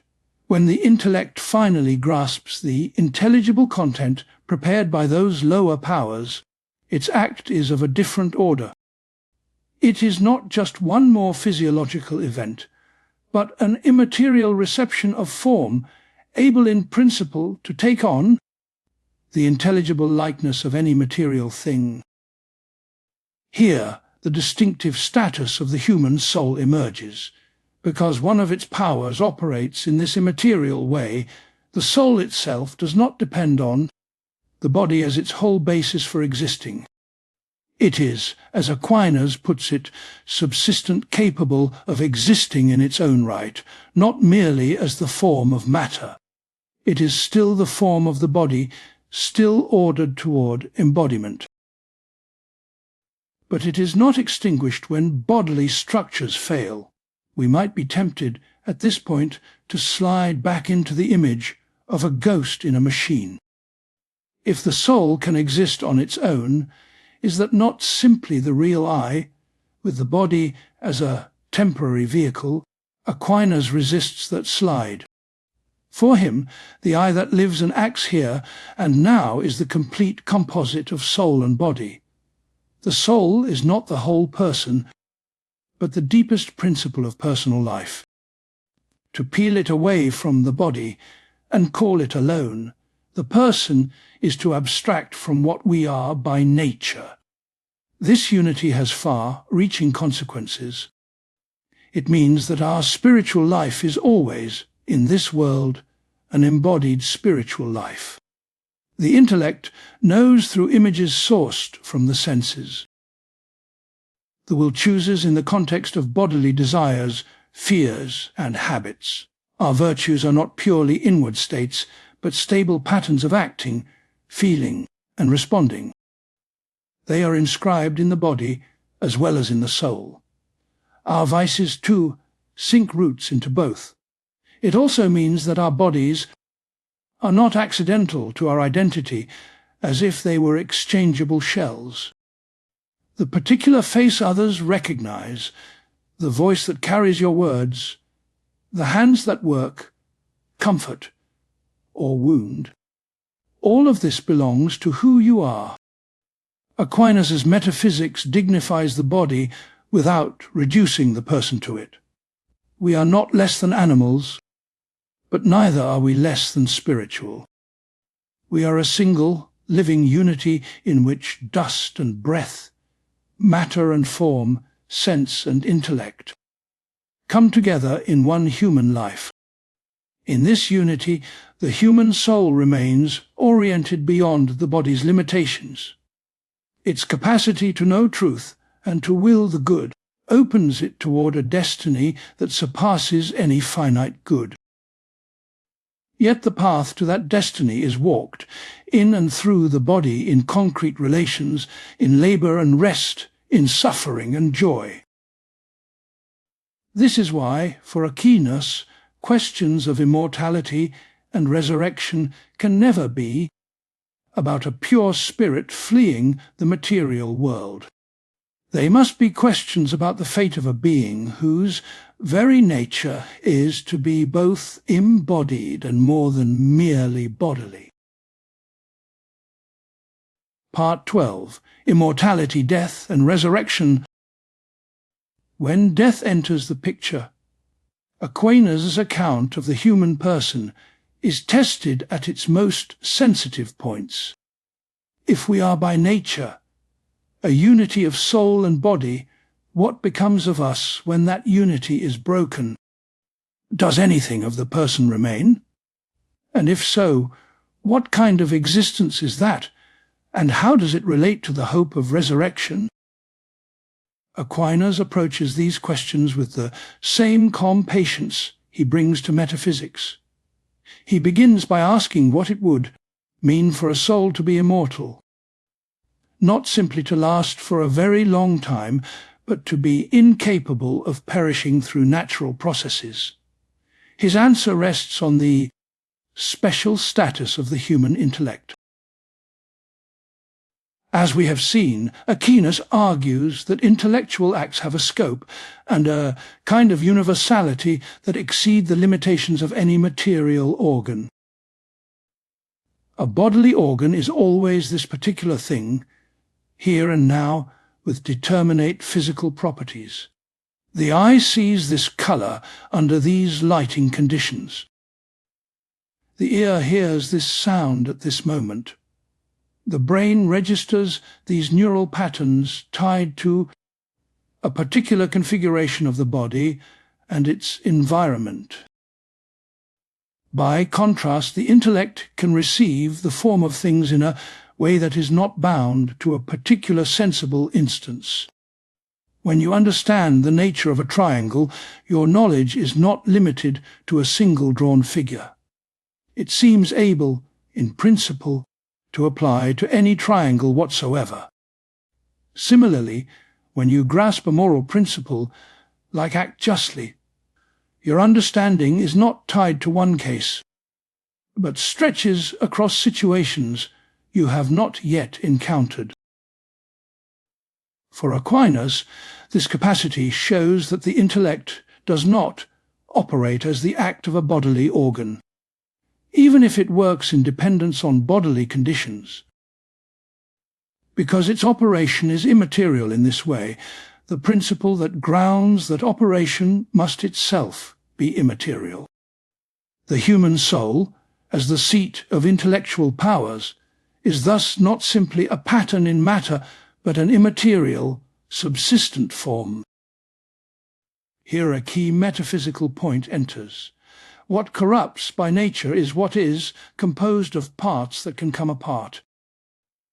A wooden table decays as its fibres rot. A living body dies as its systems fail. But an immaterial form, as Aquinas understands it, is not composed of separable material parts. It has no internal principle by which it naturally tends to fall apart. Once created, it has no built-in route to non-existence. From this, Aquinas concludes that the human soul, unlike the souls of plants and non-rational animals, is naturally incorruptible. God can create it out of nothing, and God could annihilate it, but left to its own nature it does not simply fade away when the body dies. The death of the body is a falling apart of matter that breaks the unity of the living organism, the soul that once informed that matter persists. At this point, a pressing question arises: what exactly persists? Is the surviving soul still the person, still the I that loved, acted and suffered in this life? Aquinas' answer is cautious and layered. On one hand, he is clear that the human being, as such, is the composite of soul and body. That is what we are by nature. On the other hand, he affirms that the soul, in its separated state, continues to have personal identity. It is still the soul of this human being, bearing the imprint of this person's history, choices, and habits. He therefore speaks as if the person, in some sense, survives death in and through the soul.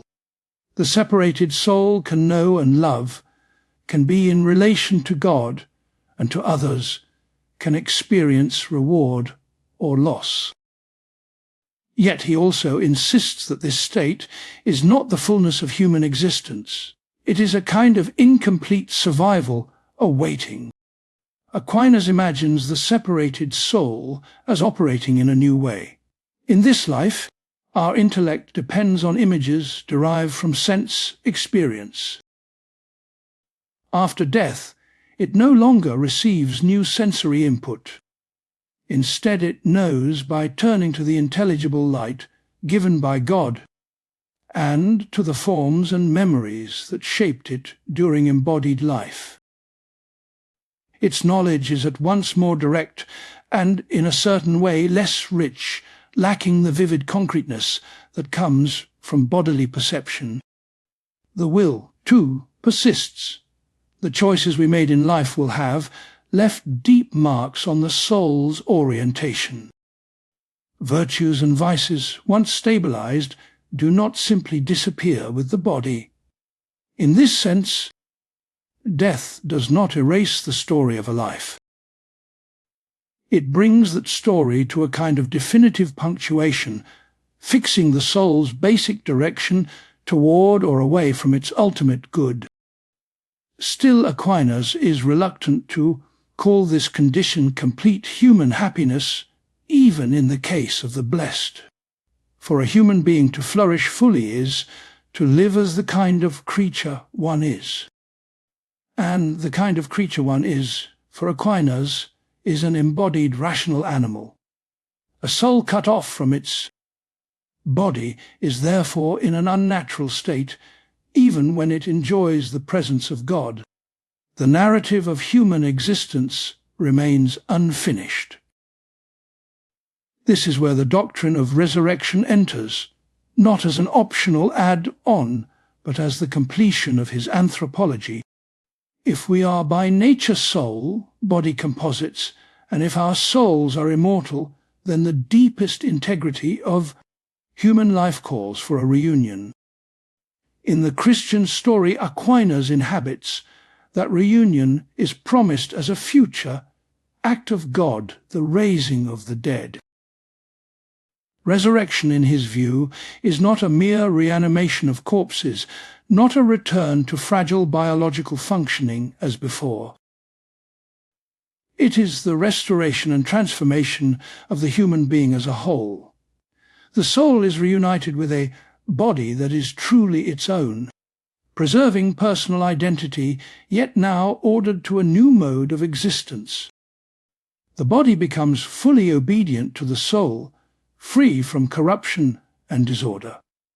In this state, the person can live the unity of embodied and spiritual life without the tensions and fractures that mark our current condition. Crucially, this picture affirms the lasting significance of the body. If only the soul mattered, final salvation could bypass matter altogether. But for Aquinas, the body shares in both the dignity and the destiny of the person. It is through the body that we act in history, that we form relationships, that we practice virtues or surrender to vices. Justice, in his view, calls for a culmination in which the embodied agent, not just a disembodied spirit, is caught up into fulfillment or faces the consequences of refusal. At a deeper level, the promise of resurrection guards the meaningfulness of finite, temporal life. If the body were merely a temporary cage, what we suffer in it, what we do with it, might seem of only passing importance. Aquinas' vision is different. He sees our present embodied existence as the arena in which we are slowly shaped into the kind of persons who can enjoy or endure an eternal destiny. The marks this life leaves on the soul are not erased, they are carried forward into whatever comes after death.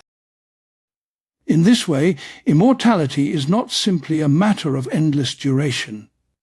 It is a question of what kind of life stretches into that duration. The same metaphysical structure that allows the soul to survive death also makes our choices weighty. We are not drifting shadows, nor are we closed material systems that vanish without remainder. We are beings whose spiritual core endures, bearing the form of the life we have lived. To ponder death, then, is not, for Aquinas, to indulge morbid curiosity. It is to recognize the fragile unity of soul and body, and to see in that fragility both a vulnerability and a promise. The vulnerability is obvious: our bodies fail, our powers diminish. The unity that once held so easily together begins to fray. The promise is quieter, that the deepest act that holds us in being does not abandon us at the grave, and that the unity we now taste in partial and broken ways is destined, if we consent, to be restored in a mode beyond decay. Faith for Aquinas speaks of this restoration with images of glory. Reason, for its part, can at least trace the outlines, a subsistent, intellectual soul that persists beyond bodily death, a nature that calls for embodiment, and a divine source capable of giving being once more. Between them, faith and reason sketch a horizon in which immortality, death, and resurrection are not isolated doctrines, but moments within a single vision of what it means to be human. Part 13. The external and internal senses. In ordinary experience, it can feel as if seeing, hearing, and touching simply happen to us. We open our eyes, and the world is just there, coloured, sounding, textured. For Thomas Aquinas, this apparent simplicity hides a rich and layered structure. The way we sense the world is not an accidental feature of human life.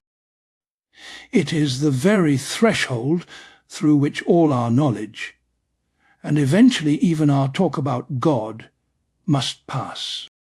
Aquinas begins with what he shares with common sense and with most of the philosophical tradition before him, the 5 external senses: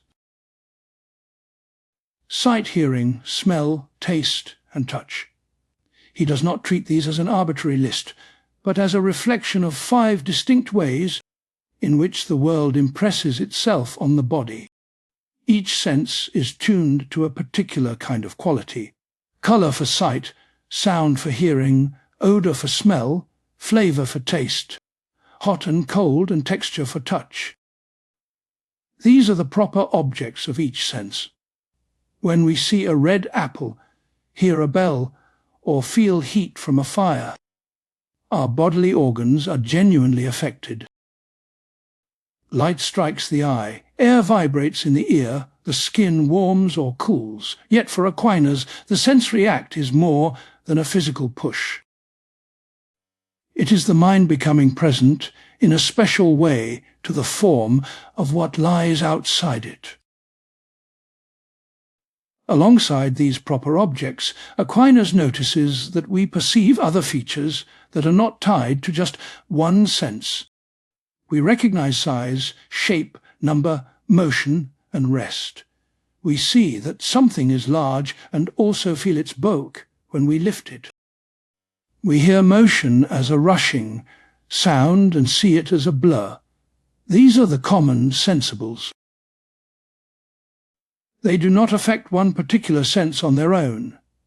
Instead, they ride on top of the proper sensibles. We see the shape of an object because we see its coloured surface. We hear motion because the pattern of sounds changes.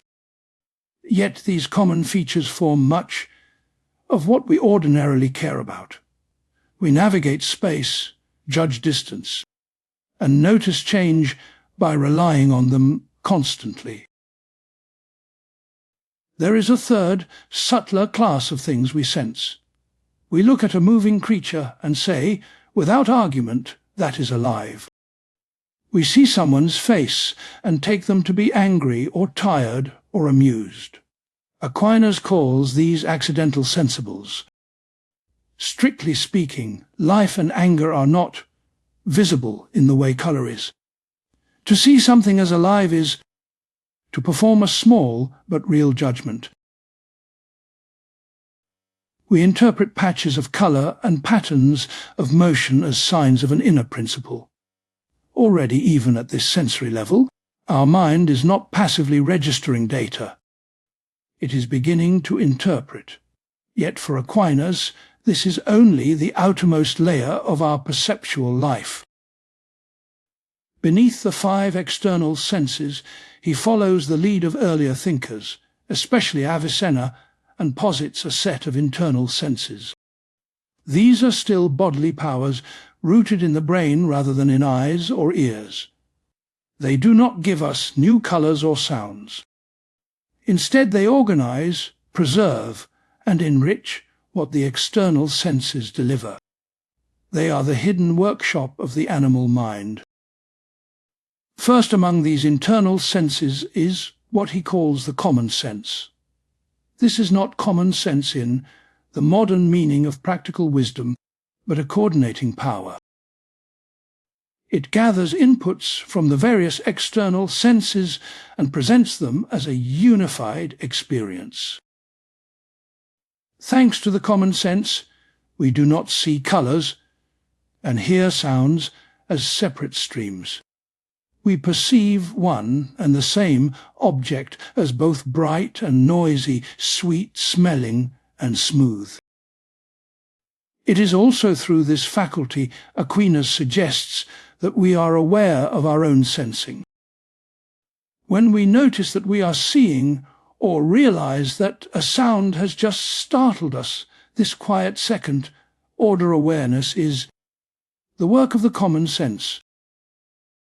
A second internal sense is imagination. Here the images provided by sensation are retained even when the object is gone. We can close our eyes and still picture the red apple. We can recall a melody when no music is playing. Aquinas uses two terms for this power, imagination and fantasia, but the role is the same. It stores and recombines sensory images. This is not yet free, abstract thought. It is a kind of inner gallery crowded with impressions, the faces of friends, the streets of our city, the sound of a particular bell at dusk. When we dream, daydream, or rehearse a conversation in our head, this power is at work. Beyond imagination lies what he calls the estimative power in animals and the cogitative power in human beings. This faculty does not simply receive sights and sounds, it grasps meanings that are bound up with them. A lamb does not merely see a wolf, it senses danger. A bird does not merely see straw, it senses nesting material. These sensed intentions, as the tradition calls them, are not new colours or shapes. They are significance. In human beings, this power is more refined. We look at a face and do not only see features, we sense hostility or welcome. We glance at a path and not only see its length, but intuit that it is safe or treacherous. Here we begin to detect the primitive roots of what we later call judgment. Finally, there is memory. For Aquinas, memory is not a box in which we store neutral snapshots of the past. It preserves those sensed intentions, those meaning-laden patterns. We remember not just what a wolf looks like, but that wolves are dangerous. We remember not just the sight of a certain street, but that it leads home. In this way, memory supports learning, habit and character. It lets past experiences and their significance shape how we respond to new situations. All of these internal powers operate in animals as well as in humans.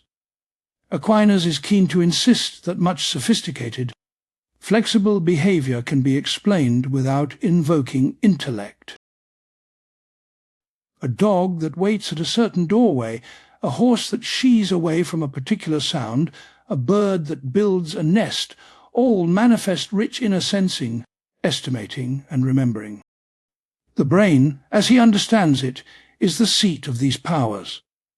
It is an indispensable partner in our mental life, even though, for Aquinas, it is not the highest power of the soul. But how exactly does sensing, whether external or internal, differ from mere physical change?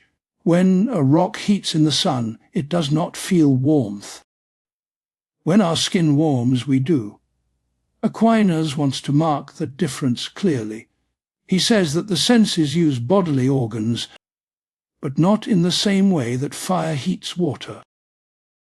In ordinary physical causation, one thing shares its quality with another, the heat. Of the fire becomes the heat of the water. In sensation, something more subtle happens.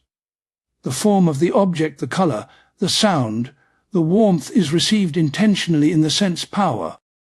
We take in the form without taking on the physical state in the same way. This language of intentional reception can sound technical, but we can approach it with a simple image.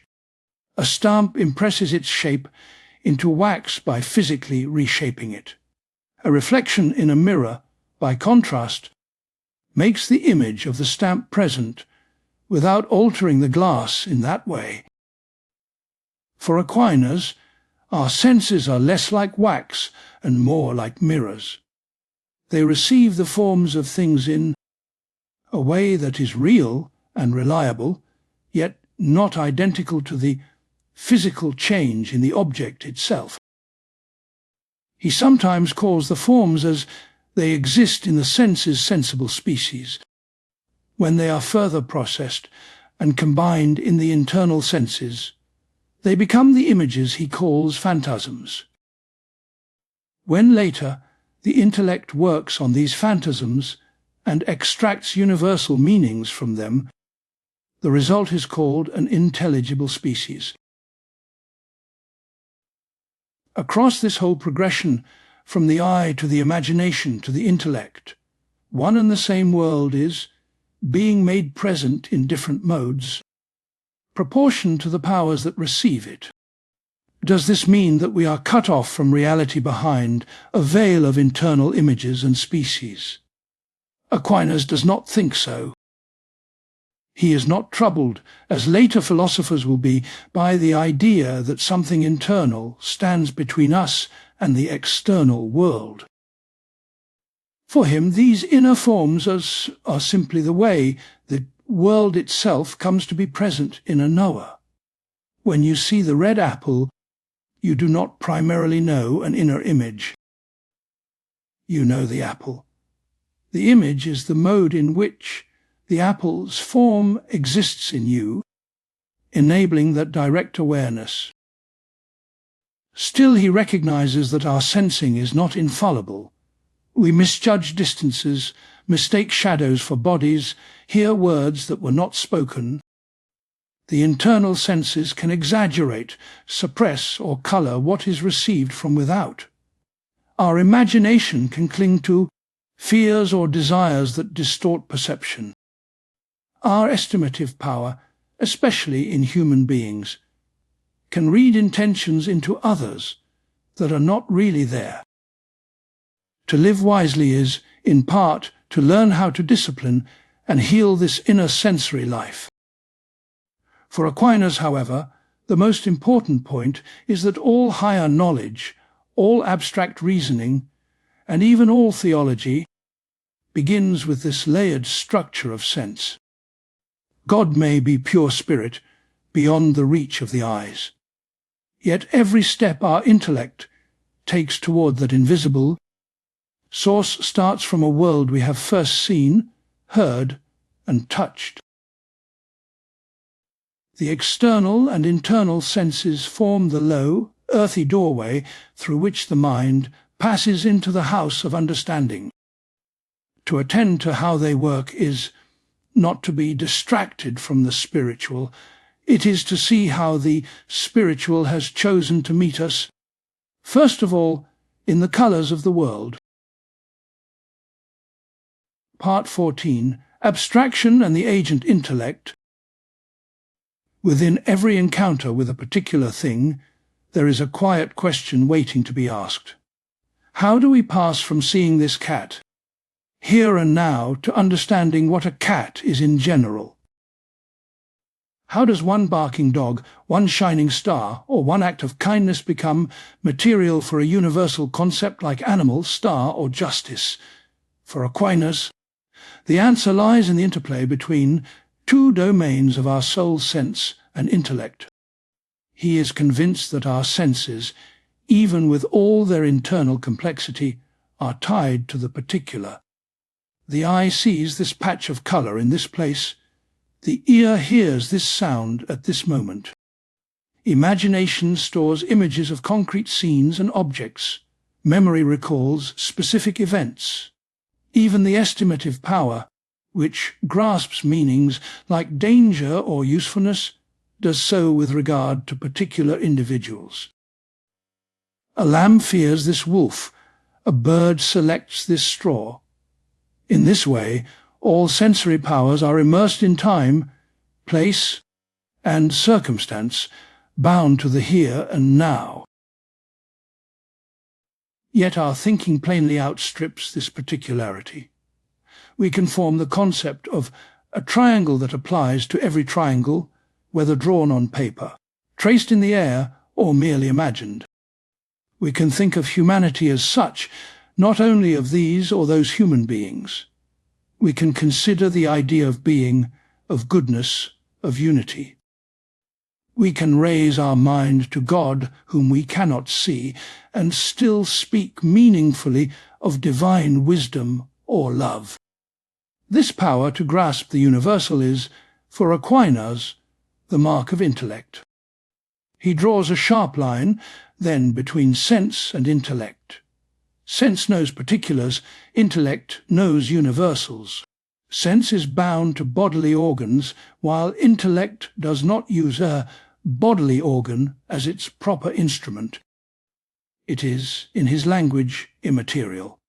This is not a mystical flourish, but his way of saying that intellectual activity does not reduce to the same kind of physical change that occurs in the eye or in the brain. If it did, he thinks it could never reach beyond the here and now. But this raises a problem: how do senses and intellect ever meet? If the senses can only deliver particulars, and the intellect can only receive universals, how does the universal concept of cat arise from repeated encounters with particular cats? Aquinas' answer is to distinguish two powers within the intellect itself, a possible intellect and an agent intellect, each with a unique role in shaping our understanding. The possible intellect, he says, is like a clean tablet on which nothing has yet been written.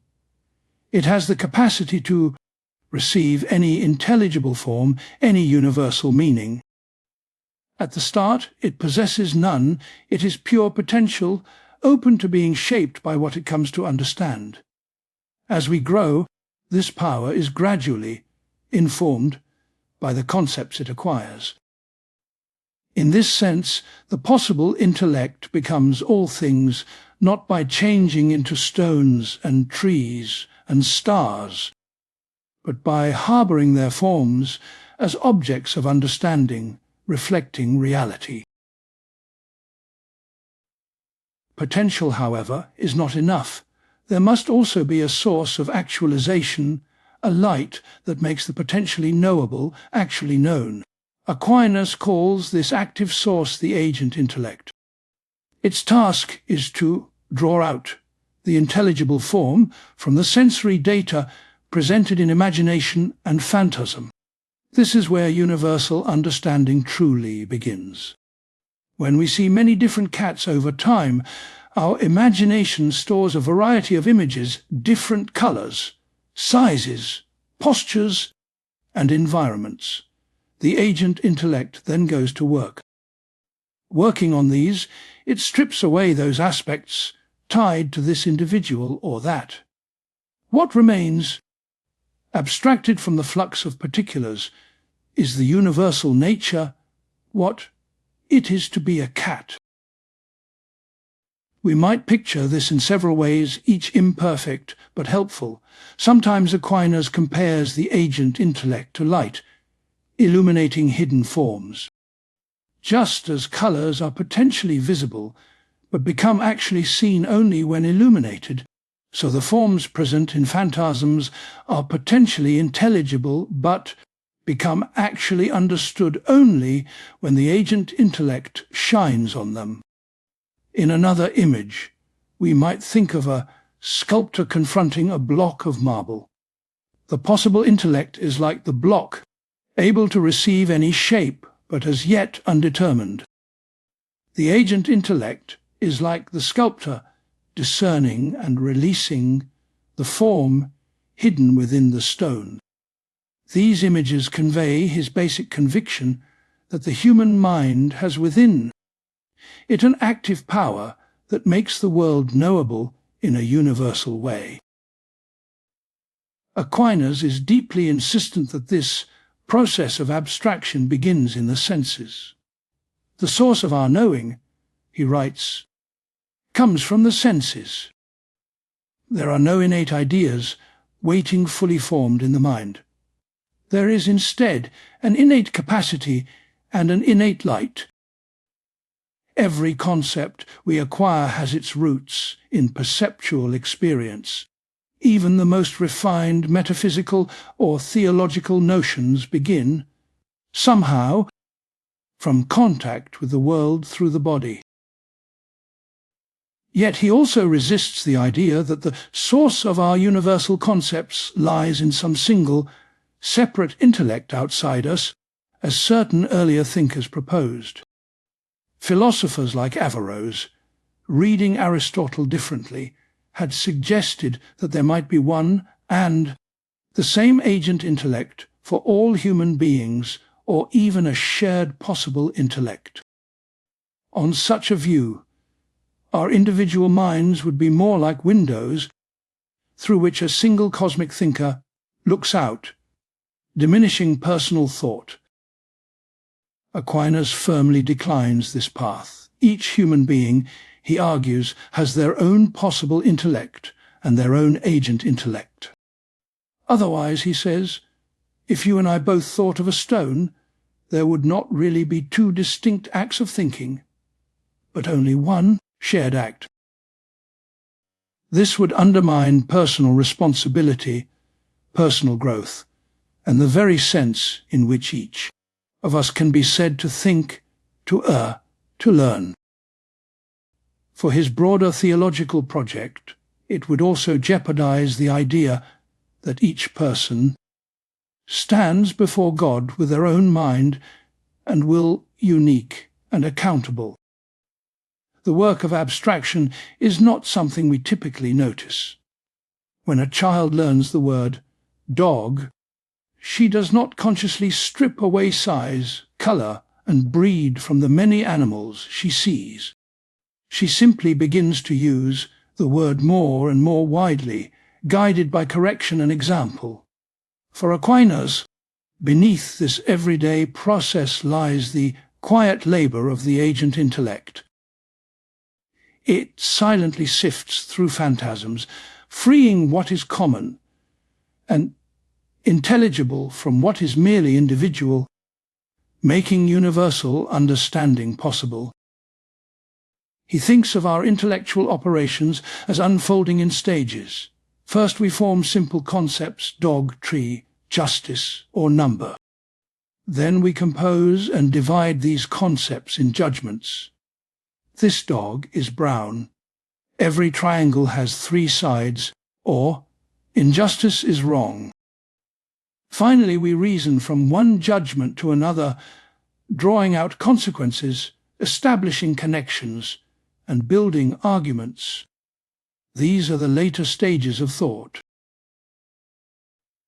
The second and third stages are the concern of logic, a discipline Aquinas respects, but does not dwell on at length. It is that first leap from sensory phantasm to universal concept that most fascinates him.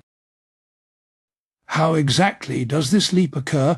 He admits that we can say only so much about its precise mechanics. We can say that abstraction involves a kind of dematerialization. The form we grasp intellectually is no longer tied to this stretch of matter here and now. It is presented in a way that allows it to be instantiated in many parcels of matter, in many times and places, enabling broader understanding. We can say that, because of this, the intellect can know necessary and universal truths in a way the senses cannot, reaching beyond the immediate. But the inner workings of the agent intellect remain, even for Aquinas, something of a mystery, a necessary postulate we know, by its fruits rather than by direct inspection. Still, the outlines are clear, enough to support his larger vision. Our intellect is not a blank darkness waiting for revelation alone, nor a finished library of eternal truths. It is a luminous capacity that rises from the soil of sensation, abstracting from the given world those forms that can become objects of science and contemplation. In this sense, the agent intellect stands at the border between the bodily and the spiritual in us. It receives its raw material from eyes and ears. It yields fruits that belong to a realm beyond space and time, offering glimpses of universal truth and meaning. This has consequences for how we think about knowing God as well. All our concepts, Aquinas insists, are formed in this way by abstraction from creatures. When we call God wise or good, we begin from wisdom and goodness as we find them in human beings and in the world around us. We then purify and elevate those concepts, removing the limitations and imperfections that cling to them in their creaturely forms, striving for a higher understanding. We do not see God with bodily eyes, but the language we use for God still arises, indirectly, from what the eyes have seen, connecting the seen to the unseen. At the same time, he is keenly aware that abstraction has its limits. The agent intellect can carry us from the many to the one, from particular beings to a more general notion of being itself. It can guide us to arguments for a first cause, a necessary being, a highest good, yet the divine essence, in its fullness, surpasses what any finite intellect can grasp through abstraction alone. Our concepts, however refined, remain analogies, true, but not exhaustive, always pointing beyond themselves to a greater reality. Seen in this light, abstraction is both humble and exalted. It is humble because it depends wholly on the senses and cannot leap free of the created order. It is exalted because by working on this created order, it discovers patterns, natures, and reasons that open the mind toward what lies beyond creation. In Aquinas' universe, the agent intellect is not a rival to faith. It is one of the ways in which the Creator has fashioned us to be capable of truth, slowly drawing universal light out of the particular shadows in which we live, guiding us towards understanding and higher truth. Part 15. Scientia and the Limits of Knowledge. Beyond casual opinion and everyday hunches, Aquinas imagines another kind of knowing, one that is steady, ordered, and luminous. It does not simply accumulate facts, but understands why things are the way they are. He calls this ideal state scientia, scientific knowledge in a broad, classical sense. This means it's not limited to laboratories or experiments, but encompassing any disciplined grasp of reality through its causes, seeking the underlying reasons. The roots of this ideal lie in Aristotle's reflections on demonstration. To have scientia of some truth is not just to believe it, or even to have stumbled on it by lucky observation. It is to see that it must be so, and to see this through a chain of reasoning that starts from better, known principles, ensuring a necessary conclusion.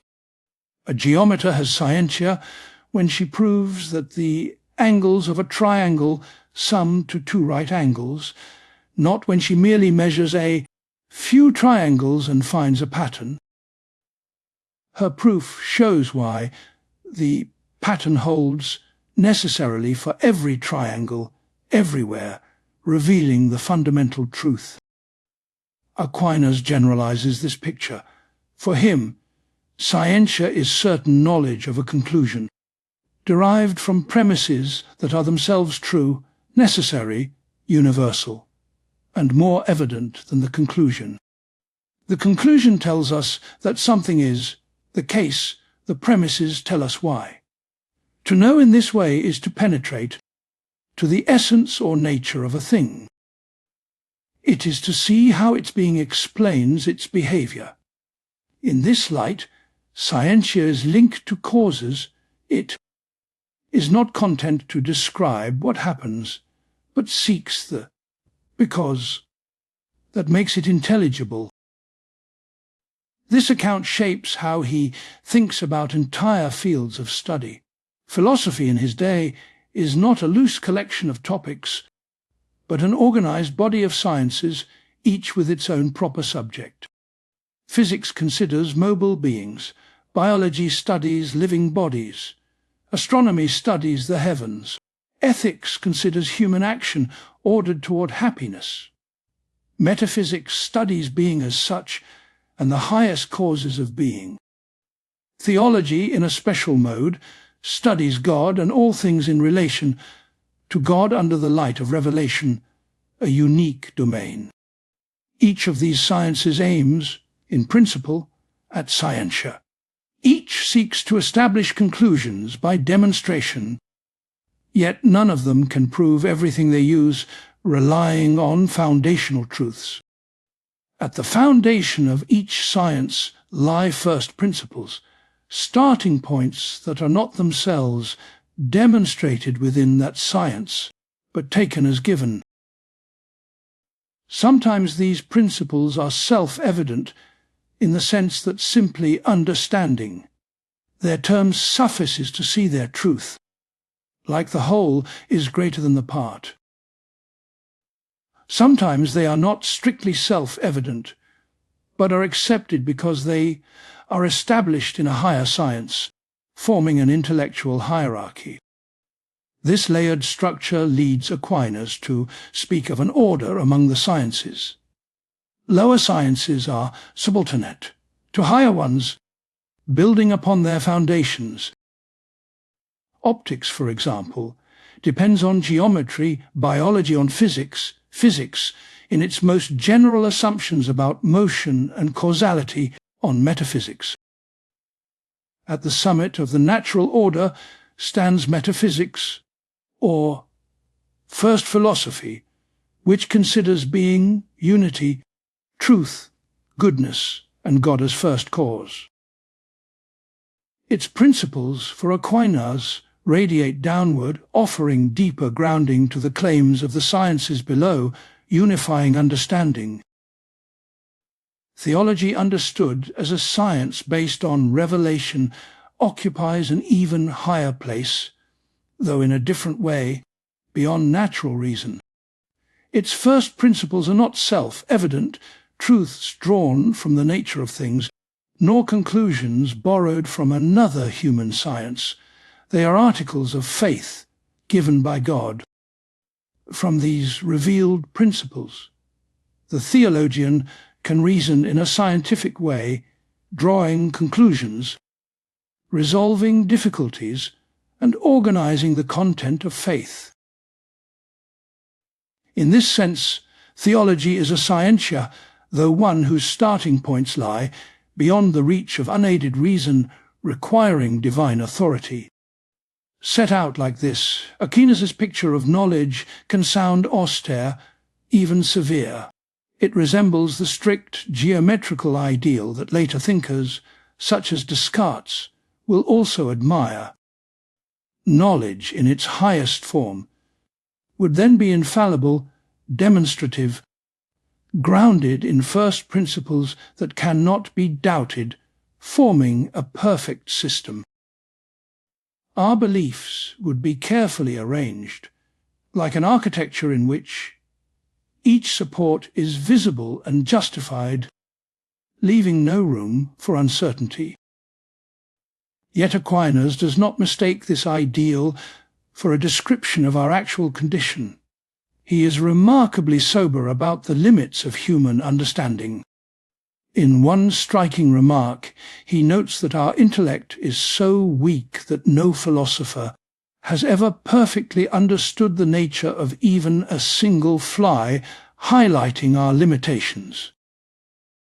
The complexity of the created order, in his eyes, vastly exceeds what the human mind can exhaustively grasp, emphasizing profound mystery. In practice, this means that much of what we think we know does not rise to the level of Scientia. Sometimes we can show that something is the case, but cannot fully grasp the inner reason why. In such cases, he distinguishes between demonstration, that something is, and demonstration, because of what it is, indicating different levels of understanding. We may, for example, argue convincingly that there must be some first cause of the chain of contingent beings. That yields knowledge that a first cause exists, but we do not thereby comprehend the divine essence. We have not penetrated the full, because that would account for everything about God. In other areas, especially in the study of nature, we often settle for what is true, for the most part, identifying patterns and regularities that admit of exceptions. Living things tend to act in certain ways, but not with logical necessity.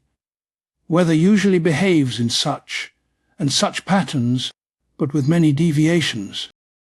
Here our reasoning is grounded in what typically happens, not in unbreakable necessity.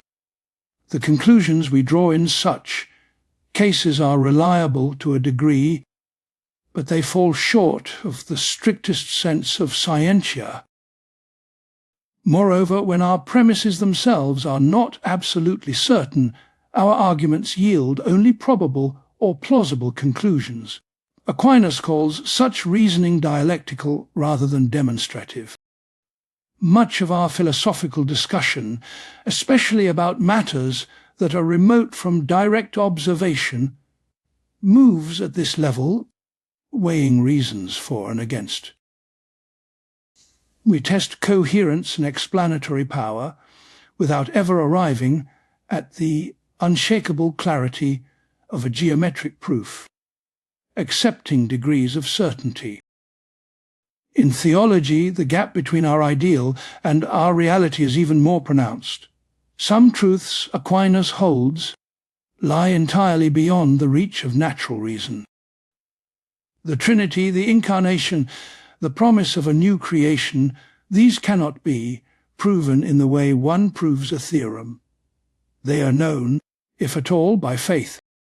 Once accepted, they can be explored rationally. We can show that they do not contradict each other, that they illuminate aspects of human experience. They cohere with what we know of God from creation. But the first assent to them is not an act of Scientia. It is trust in divine testimony. Other theological claims occupy a middle ground. The existence of God, some of the divine attributes, unity, simplicity, goodness, these, Aquinas thinks, can be known by reason. His famous 5 ways are meant as demonstrations of this sort. Yet even here, he recognizes that most people do not arrive at such conclusions by carefully following proofs. They receive these truths from tradition, authority, and a sense of the sacred embedded in their culture. The formal demonstrations are available, but rarely traced by the many. All of this yields a more gentle, realistic image of human knowledge than the bare ideal of Scientia might suggest, embracing imperfection. On the one hand, Aquinas refuses to collapse knowledge into shifting opinion. He maintains a high standard for what it would mean to truly know. On the other hand, he acknowledges the mixture of clarity and obscurity that characterizes our actual thinking. Certainty is rare and often partial. Probability, trust, and approximation are constant companions on our way to understanding. Our journey is often guided by these. Seen from a contemporary standpoint, his account also invites a comparison with modern science, though their methods differ. Today we tend to associate science with empirical testing, measurement, and prediction, rather than with necessary demonstrations from essences. Yet the underlying desire is not so different. We still seek explanations. We still ask why, not only what. We still organize fields of inquiry by their subjects and methods, and we still recognize that some disciplines depend on the results of others. Where his view offers a distinctive contribution is in the humility it builds into the structure of knowledge itself, acknowledging its limits. By insisting that every science rests on first principles it cannot, within its own bounds, prove, he denies us the fantasy of a purely self-supporting system.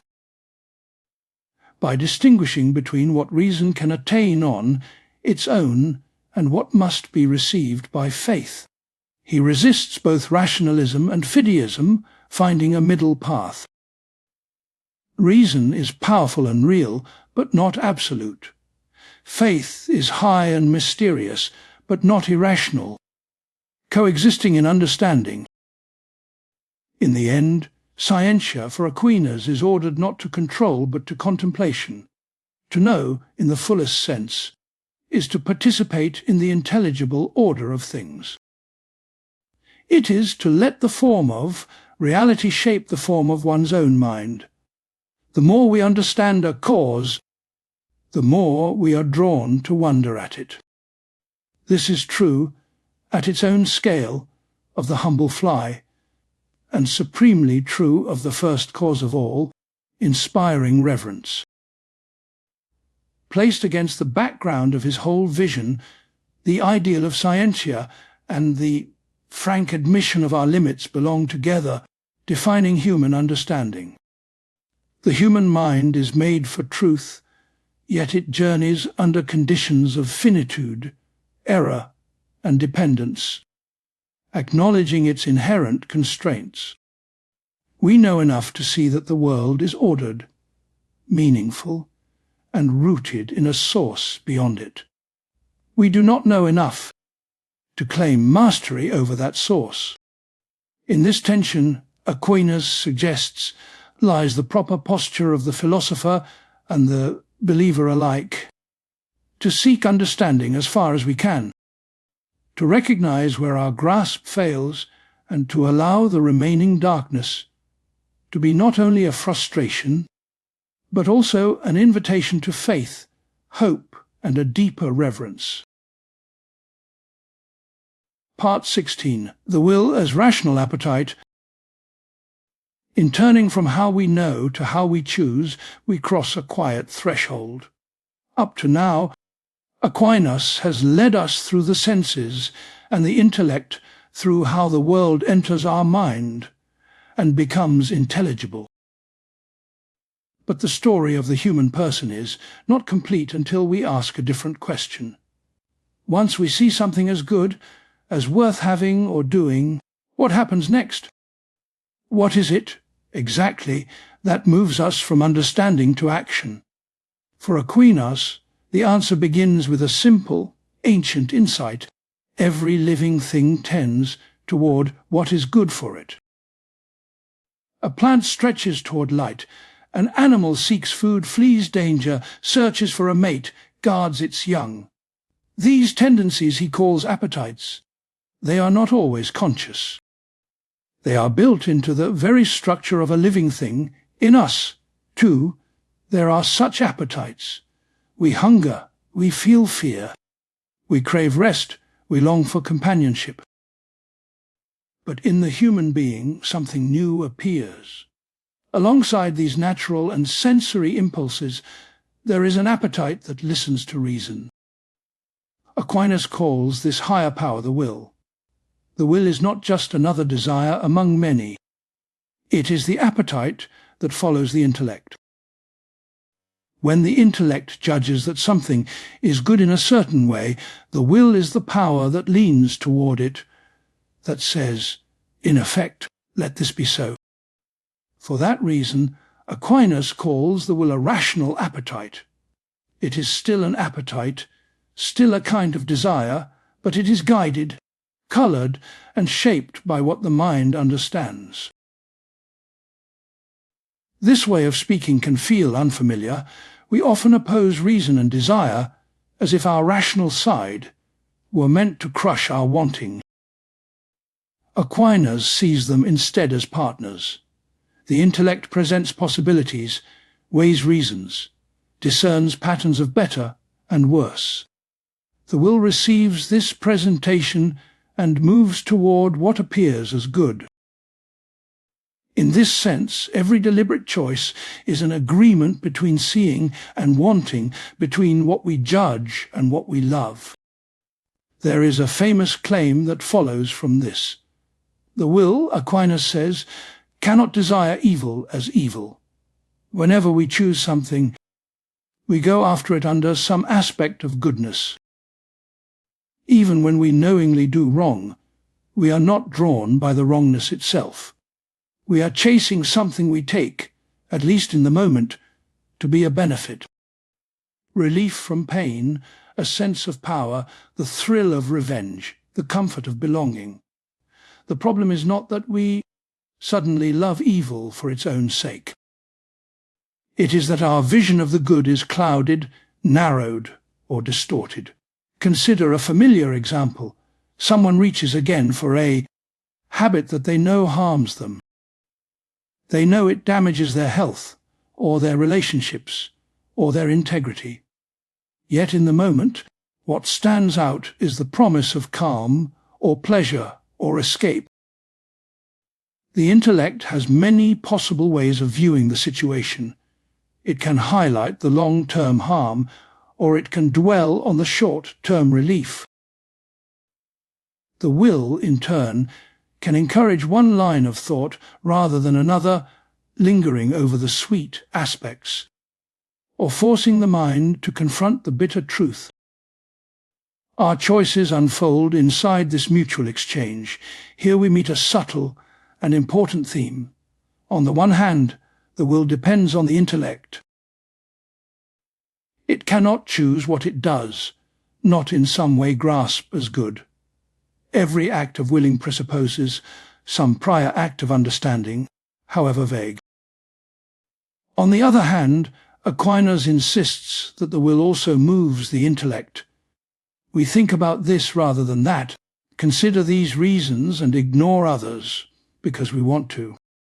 The will can direct our attention, can command the mind to pursue or to avoid certain lines of thought. I will not think about that now. I must face this. Such inner commands are themselves acts of will. The result is a kind of circle. The intellect proposes. The will disposes. But the will also tells the intellect where to look, how long to look, and what to take seriously. This is one way Aquinas explains the will's freedom. No external force has to break in and shove our thoughts along. The will, as a rational appetite, is capable of moving itself by directing the very understanding from which it draws its motives. In this light, the will is not a passive recipient of reasons. It is an active power that helps shape the very field of reasons. To see how distinctive this is, Aquinas contrasts the will with our lower appetites. Our sensory desires respond to what appears pleasant or painful to the senses. We feel hunger, anger, fear, sexual desire, and so on. These passions have their own goodness. They help preserve life, defend what matters, draw us into community. But they do not, by themselves, listen to arguments. They rush toward their objects with a kind of blind urgency. The will, by contrast, can step back. It can approve or restrain, endorse or refuse. It is here, in this approving or refusing, that voluntary action is born. This means that the will is the seat of what we call ownership. An act is truly ours when it issues from this rational appetite, when it flows from what we, with understanding, choose to desire. If my hand jerks away from a flame, that is not yet a voluntary act. If I am pushed, or coerced, or tricked, something happens in me that is not fully from me. But when, after considering, I decide, I will speak, or I will remain silent, I will help, or I will walk away, the act is rooted in the will. This is why the will is so central in Aquinas' moral theory. It is here that responsibility, guilt, merit, and virtue take shape. Over time, our acts of will do not remain isolated. Each choice leaves a trace. By repeating similar choices, we form habits. Some habits steady us in the good. We become patient, honest, courageous, temperate. Others incline us toward what is less truly good, or even harmful, until it becomes easier and easier to choose badly. In both cases, the will is not simply reacting. It is being shaped into a certain style of desiring, a stable orientation toward the good or away from it. Virtues and vices, for Aquinas, are not feelings or rules.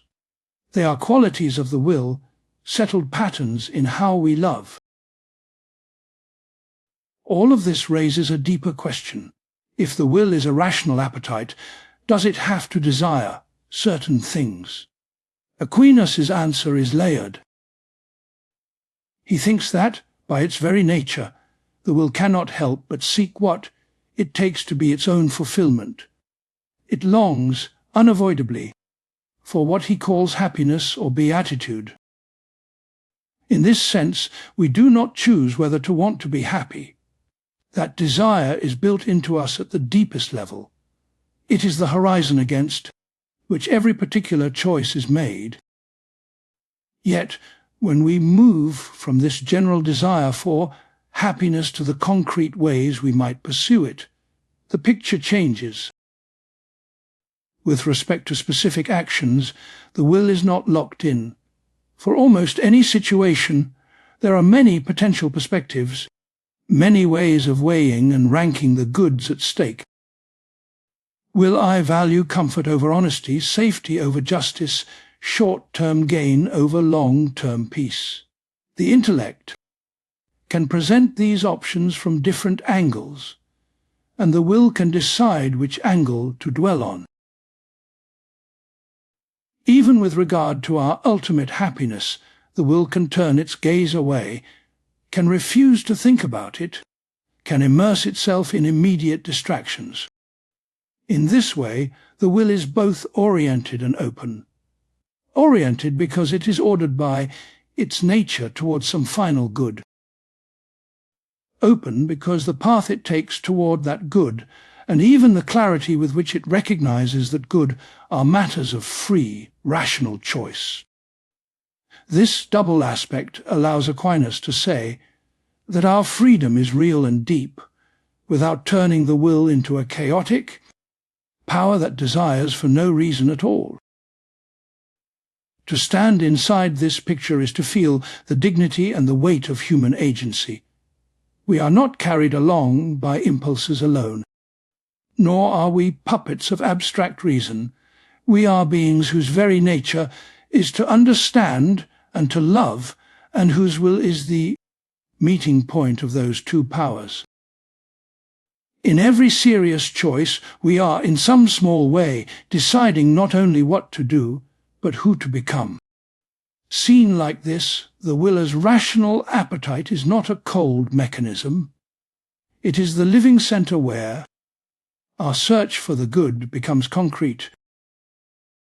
It is the power that can consent to truth or turn away, that can bind itself to noble goods or to pay limitations.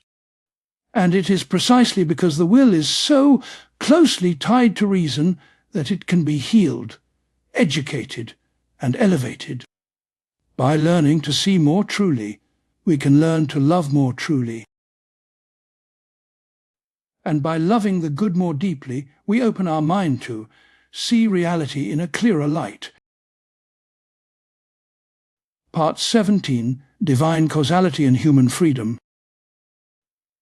Across these reflections on the will, a troubling question quietly waits. If every creature depends at every moment on God, if God is the first cause of all that exists and all that acts, where does that leave our freedom? Are we truly capable of choosing, or are our decisions simply the unfolding of a plan written elsewhere, long before we came to be? Aquinas approaches this tension gently by refusing the easy alternatives. We often imagine only two possibilities. Either God is in charge, and then we must be puppets, or we are really free, and then God must step back, giving up any real say in how the world unfolds. Aquinas finds this picture too cramped. It measures God and creatures on the same scale, as if God were just one more cause among others, only bigger and stronger. For him, God is not one cause alongside the rest. God is the source that gives being and power to every other cause. When fire burns, when water flows, when a human being chooses, each of these actions is truly real. Each has its own created cause. Yet beneath and within all of them, God is present as the giver of existence and of efficacy. God's causality does not compete with creaturely causality. It makes it possible. An image can help, though no image is perfect. Think of an author and a story. The characters in a novel act, speak, decide. Within the world of the book, their choices have reasons, histories, consequences. Yet none of this would exist at all unless the author were writing. The author does not replace the characters as causes of their actions. The author gives them their being as causes in the first place. In a far deeper and more mysterious way, Aquinas thinks of God as the author of creation, and of creatures as real actors within that created drama. Because of this, he can say two things at once. God is the first cause of every free act, and the human will is truly free in acting. These are not rival claims. God as first cause works in and through the very powers he has created. When God moves the will, he does not drag it against its nature like a weight on a chain.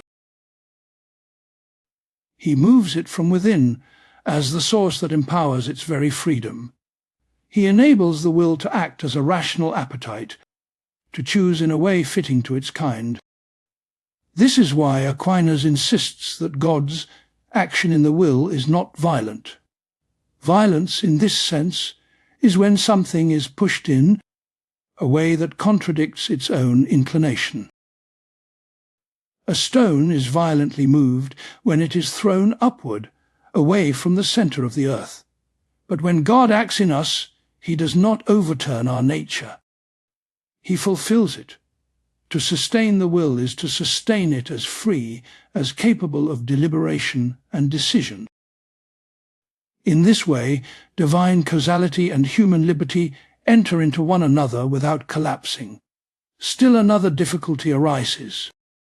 If every created cause is itself caused, does that mean that every human choice is fully determined by a chain of prior conditions, stretching back to the beginning of creation? Aquinas accepts that nothing created is its own ultimate source. He does not imagine a will floating in isolation, cut off from history, character, and circumstance. Our choices grow out of who we are, out of the habits we have formed, the situations we face, the reasons that move us.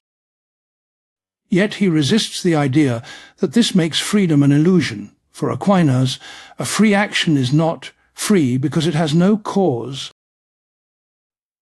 It is free because its proximate cause is an interior power that acts with understanding.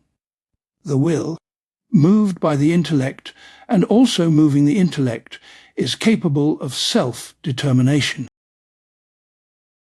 It can incline itself this way or that in view of reasons. When he says the will moves itself, he does not mean it is uncreated or cut loose from God. He means that among creatures it is a special kind of cause, one that participates in the dignity of choosing ends and means for itself. Later thinkers have pressed on this point from different directions. Some emphasize that, for Aquinas, God's providence extends to every detail, that nothing falls outside the divine plan. They highlight the way he speaks of God ordering all causes, natural and voluntary, so that the story of the world unfolds according to a single wise intention. Others stress his equally firm insistence that moral responsibility is real, that our choices are open in the sense that we could have done otherwise, and that the will truly originates its own acts. Aquinas himself does not settle this debate in the neat, systematic terms later philosophy would prefer. Instead, he holds together several convictions at once. God is the first cause of every action. The will is an interior, self-moving power. Freedom requires that we act for reasons we recognize, not under compulsion. And God's way of moving the will is such that it does not destroy, but rather preserves and perfects this mode of acting. Providence, on this view, is not a script that erases our role. It is more like an all-encompassing wisdom that knows how to weave our free choices, good and bad, into an ordered whole. Our refusals are really refusals. Our consent is really consent. Yet none of this escapes the gaze or the sustaining hand of the One, who gives us the very capacity to refuse or consent in the first place. A common worry follows from this. If God knows everything in advance, how can our choices be free? Aquinas answers by changing the angle. God is not a spectator inside time, looking ahead to a future that does not yet exist. God is eternal, outside the flow of before and after. Past, present, and future are all present to the divine knowledge in one simple act. God sees our free choices as they are, in their own proper mode. He knows necessary events as necessary, and free events as free. His knowledge does not force their outcome any more than our memory of a past action forces that action to have occurred. None of these distinctions make our experience of choosing less serious. When we stand before a difficult decision, we feel the weight of possibilities. We sense that more than one path lies open, that we can, in some real sense, tip the balance one way or another. Aquinas trusts this experience. If everything we do were compelled, if no other way were ever truly open, then moral praise and blame would become empty, and law, counsel, and exhortation would lose their point. Instead, he invites us to see our freedom as a gift that is always already held within a deeper gift. We do not have to create ourselves from nothing. We are created powers, upheld at every moment by the One who is pure act of being. Our choosing is not threatened by this dependence. It is enabled by it. The more we recognize our origin in a wise and loving source, the more we can relax the anxious need to be sovereign in a lonely universe. Living under divine causality for Aquinas, does not mean resigning ourselves to fate. It means discovering that our acts matter precisely because they are gathered up into a larger story, one we did not write, but into which we are invited. God's causality does not erase our signatures from the pages of that story. It is what allows us to write on them at all. Part 18. Happiness as the ultimate end. At last, questions about will and freedom lead us to a further horizon. If we are capable of choosing, and if our choices are not random, what are they ultimately for? What is the point toward which all this willing is directed, often in confusion, sometimes with clarity, always with a certain restlessness? Aquinas begins here with a conviction he draws from both common sense and ancient philosophy. Every agent acts for an end.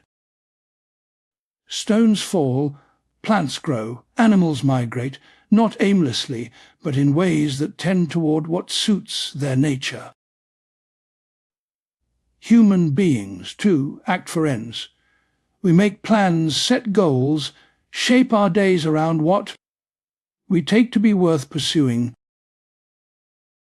Even the smallest actions, when examined, reveal some purpose, however minor, to quench thirst, to avoid boredom, to keep a promise, to earn a living. Yet there is an important difference between us and non-rational creatures. Animals seek their ends by instinct. They do not step back to ask whether this end is really worth choosing or how it fits into a larger pattern of life. We do because we can understand, we can compare ends, rank them, revise them. We can abandon one life plan for another, or sacrifice a lesser good for a greater one.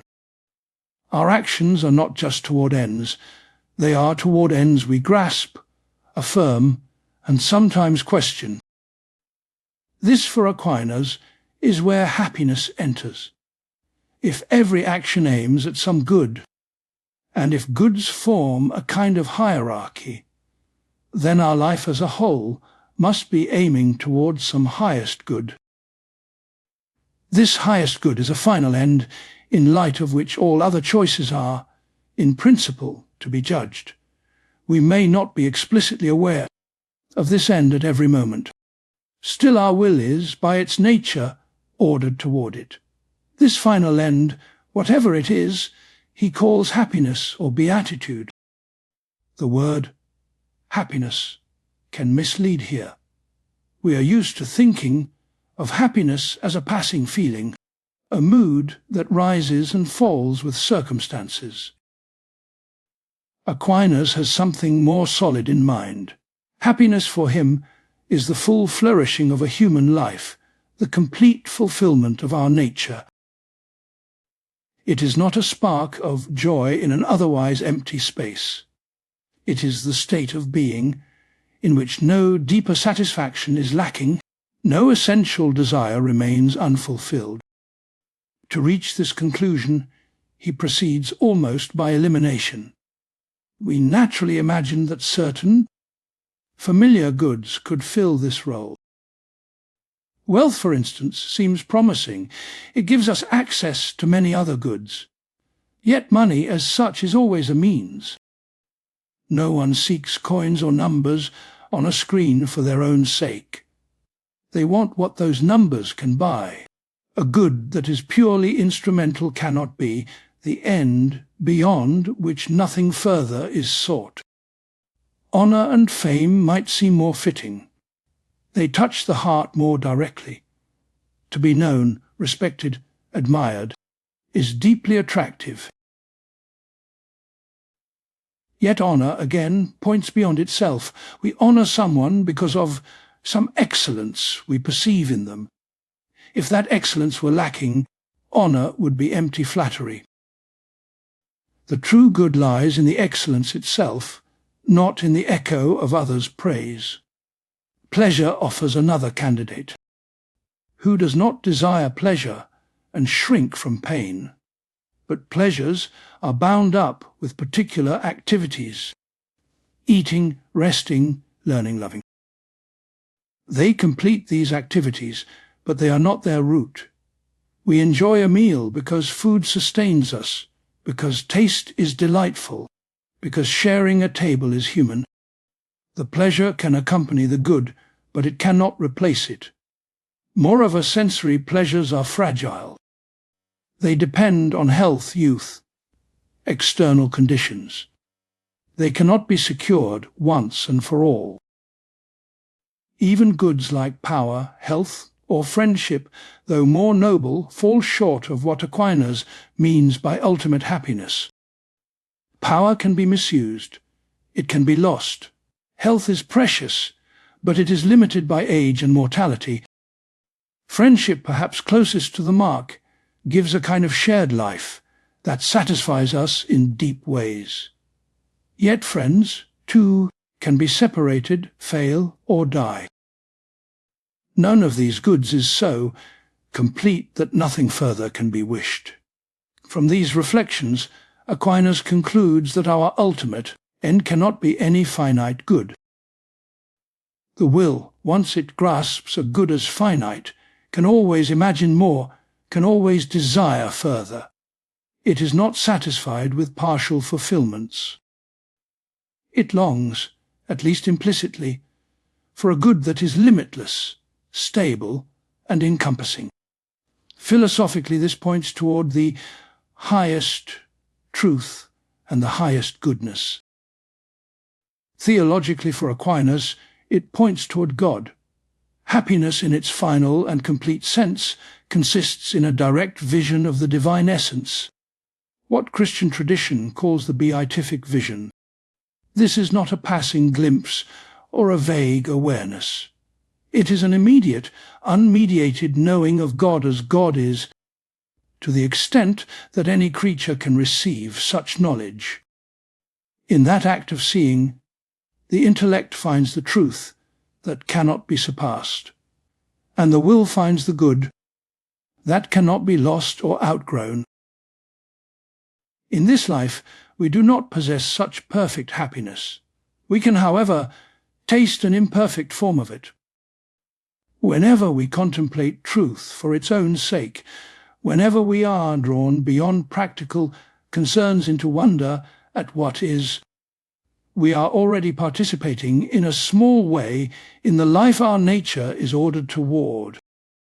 The person who loves wisdom, who delights in understanding reality and its source, is, for Aquinas, as happy as one can be in this world. This is not because study is a pastime for the privileged, but because contemplating what is true engages the highest power in us, the intellect, in the activity most suited to it. Some have objected that this picture is too intellectual. Should not the final end of the human person be love rather than knowledge? Aquinas takes this concern seriously. He fully agrees that love is essential. Knowing a person without loving them would not be fulfillment. In the order of operations, though, he insists that we must first know in order to love. We cannot give ourselves to a good we do not in some way grasp. So in the structure of happiness, the vision of God has a certain priority. It is the light in which love becomes what it most deeply is, a free, joyful union with the one we see as supremely good. Yet this does not mean that happiness is a cold, solitary act of contemplation. The final end includes love as its intrinsic expression. To see God as the fullness of goodness is already to be drawn into loving God above all things. And because God is the creator of all, it also means loving what God loves, the created world, and especially other persons. In this way, Aquinas' account of happiness encompasses the great commandments of love of God and neighbour, not as external duties, but as the very shape of our fulfillment. Another worry shadows the eudaimonistic approach, the idea that all of ethics is ordered to our happiness. Does this not reduce morality to enlightened self-interest? Aquinas answers by clarifying what our happiness really is. It is not a private possession to be hoarded. It is not the smooth enjoyment of a protected life. It is the flowering of our nature as beings, made to know and love the source of all. To seek that kind of happiness is not to turn inward in selfishness. It is to step out of narrow concerns and align ourselves with the deepest truth of things. This is why, for Aquinas, the pursuit of happiness can ground a demanding ethics of love.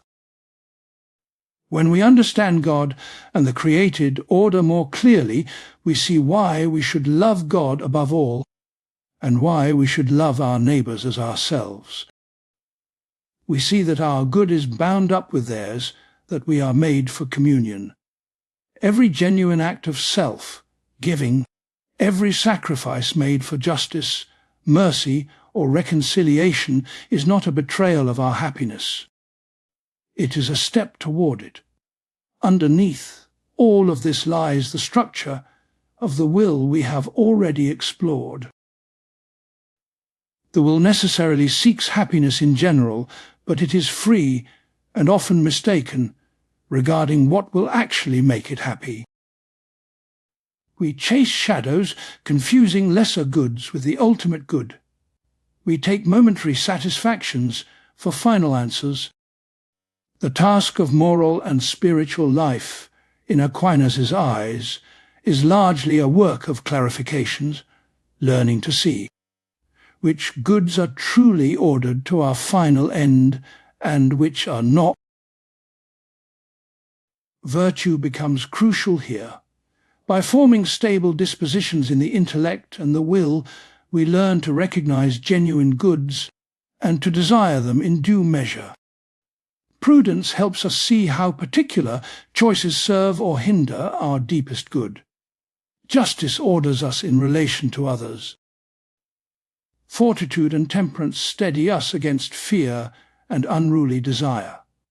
The theological virtues of faith, hope, and charity lift us beyond our natural powers, orienting us directly to God as our ultimate happiness. Seen in this light, human life is not an aimless wandering among pleasures and pains. It is a journey toward a clear, if distant, end. We do not see yet what we shall be, but our nature is already stretched toward it. Our dissatisfaction with finite goods, our refusal to be content with comfort alone, our recurring sense that there must be more than this, are not defects. They are signs that our appetite is larger than the world can fill. For Aquinas, this is not cause for despair. It is an invitation. The will's ceaseless search for happiness is a trace, within us, of the one in whom alone that search can rest. To attend to that longing, to purify it, to let it be educated by truth and shaped by love, is to begin, even now, to live in the light of the end for which we were made. Part 19. Eternal Law and the Light of Reason. In Aquinas' account, law is not first a threat or a contract. It is an expression of order in the mind of God. Before there are written codes, courtrooms, or penalties, there is a quiet, intelligible pattern to reality itself. Aquinas calls this deepest pattern the eternal law.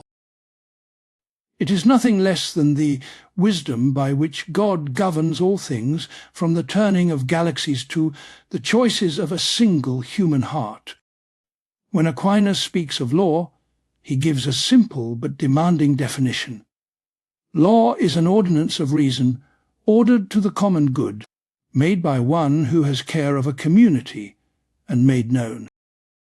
That definition already tells us something about the eternal law. It is not a sheer exercise of power. It is rational.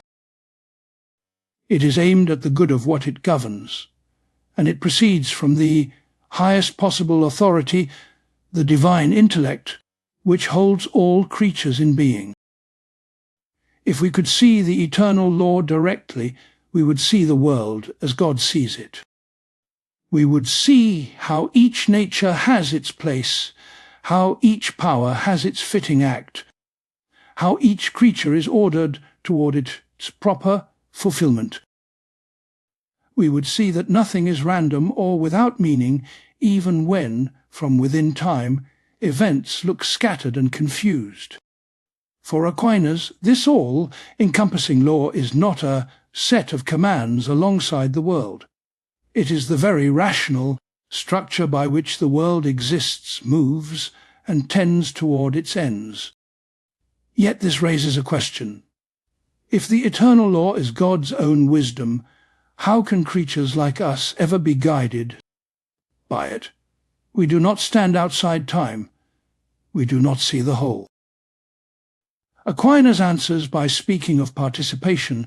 The eternal law remains in God, but it is reflected in limited, creaturely ways within the things God makes.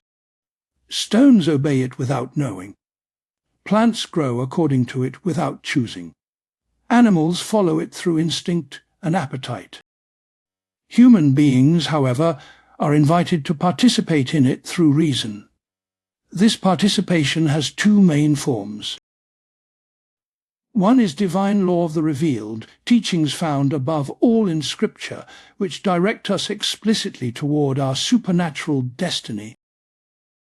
The other is natural law, the way the eternal law is inscribed in our very nature as rational beings. We encounter natural law not as a voice from the clouds, but as the quiet clarity of our own right reason. It is this that Aquinas famously calls the light of intellect placed within us by God. That image of light is not accidental. Light does not push a force. It allows us to see. When Aquinas says that natural law is a light, he means that God has given us a share in his own understanding, limited yet real. Through this inner illumination we grasp, at least in outline, what should be done and what should be avoided. We do not possess the entire plan of providence, but we are not left in the dark. From within this light, one principle shines. First, good is to be done and pursued, evil is to be avoided. Aquinas treats this not as a conclusion we prove, but as something we simply see once we reflect honestly on our own activity. Every time we choose, we present the chosen object to ourselves under some aspect of good as pleasant or useful or noble. Even when we do wrong, we do not aim at evil as evil. We misjudge the good, or we choose a lesser good against a greater one. This basic orientation toward the good is, for Aquinas, our most immediate contact with the eternal law. From that starting point, reason can move outward. We begin to discern more specific truths.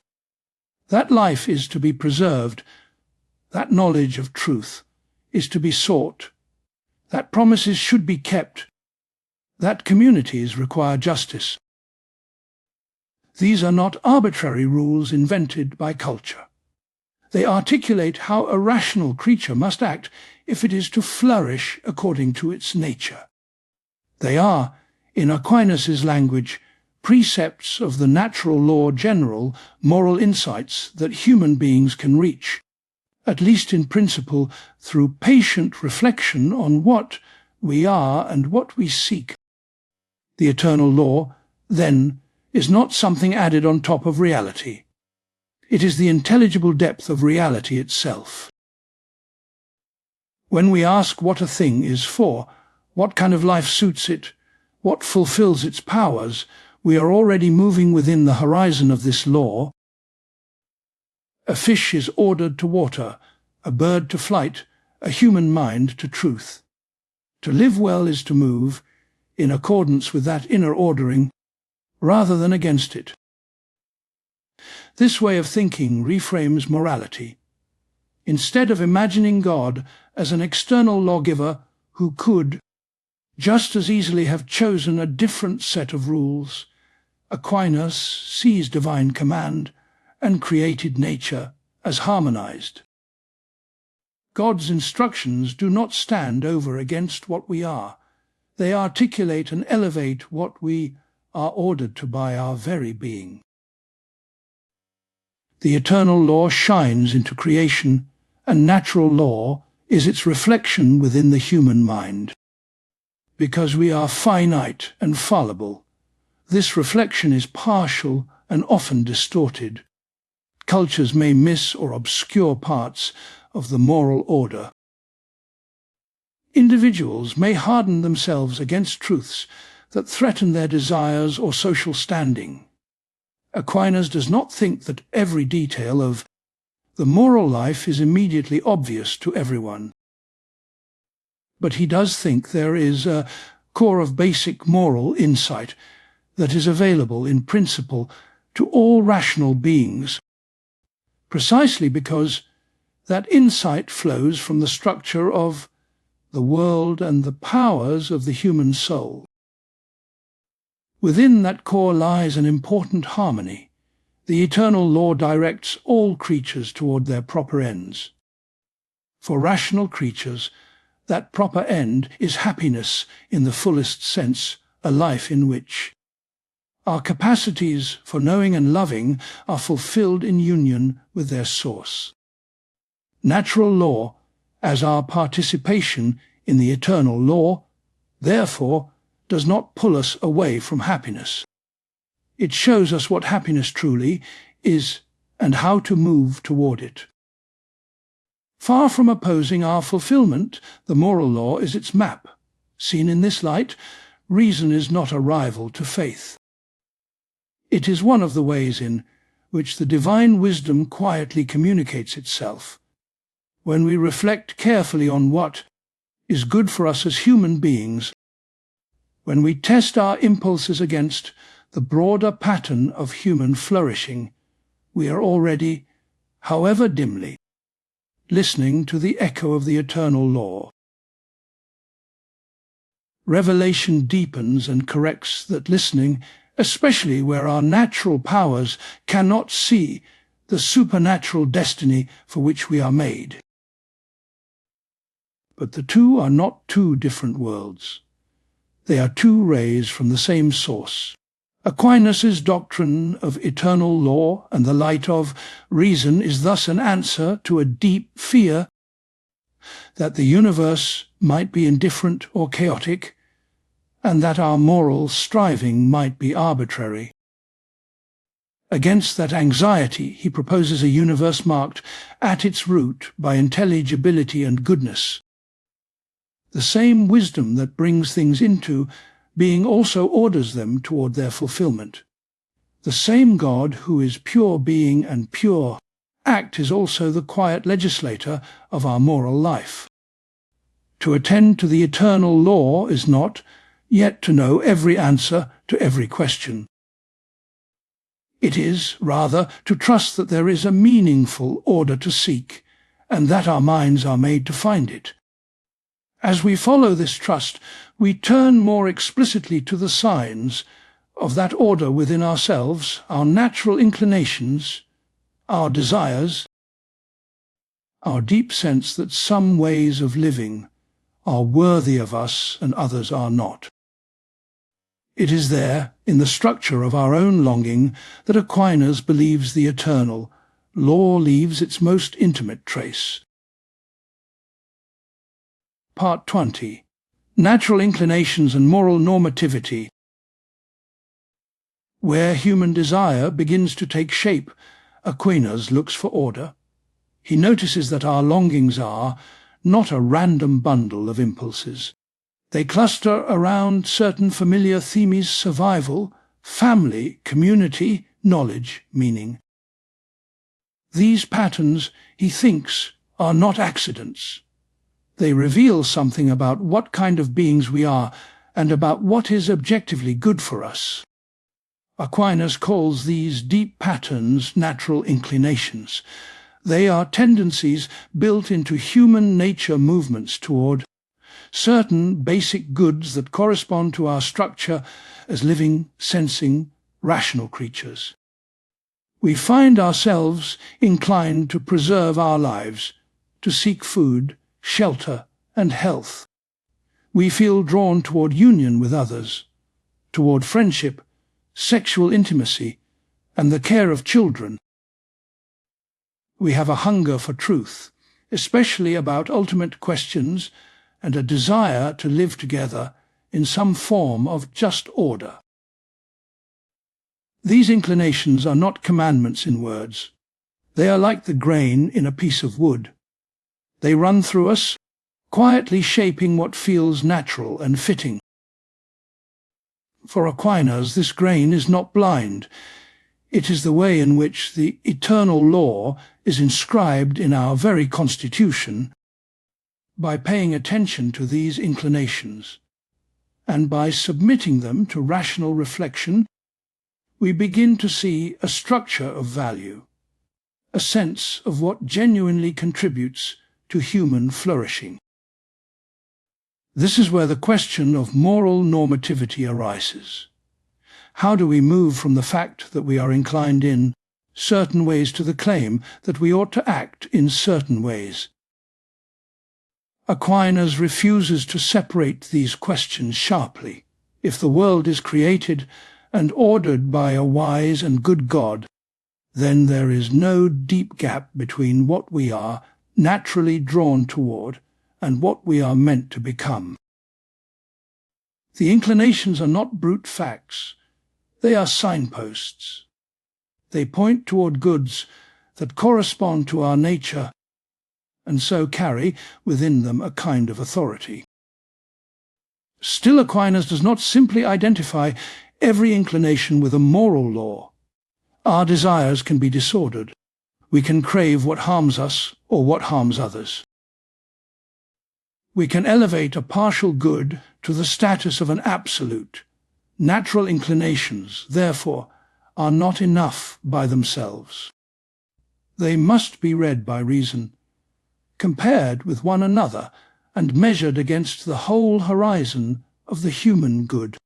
At the base of this rational reading stands a simple insight: good is to be pursued, evil avoided. From here, Aquinas asks what kinds of good are most basic for beings like us. Our inclination to preserve life shows that life is a foundational good. Our drive toward knowledge reveals that truth is not a mere luxury, but something we are made for. Our desire for community, for mutual recognition and fairness, makes justice an essential dimension of our flourishing. When reason contemplates these tendencies, it begins to formulate precepts general, directives such as protect the innocent, seek truth, honor your commitments, care for the weak.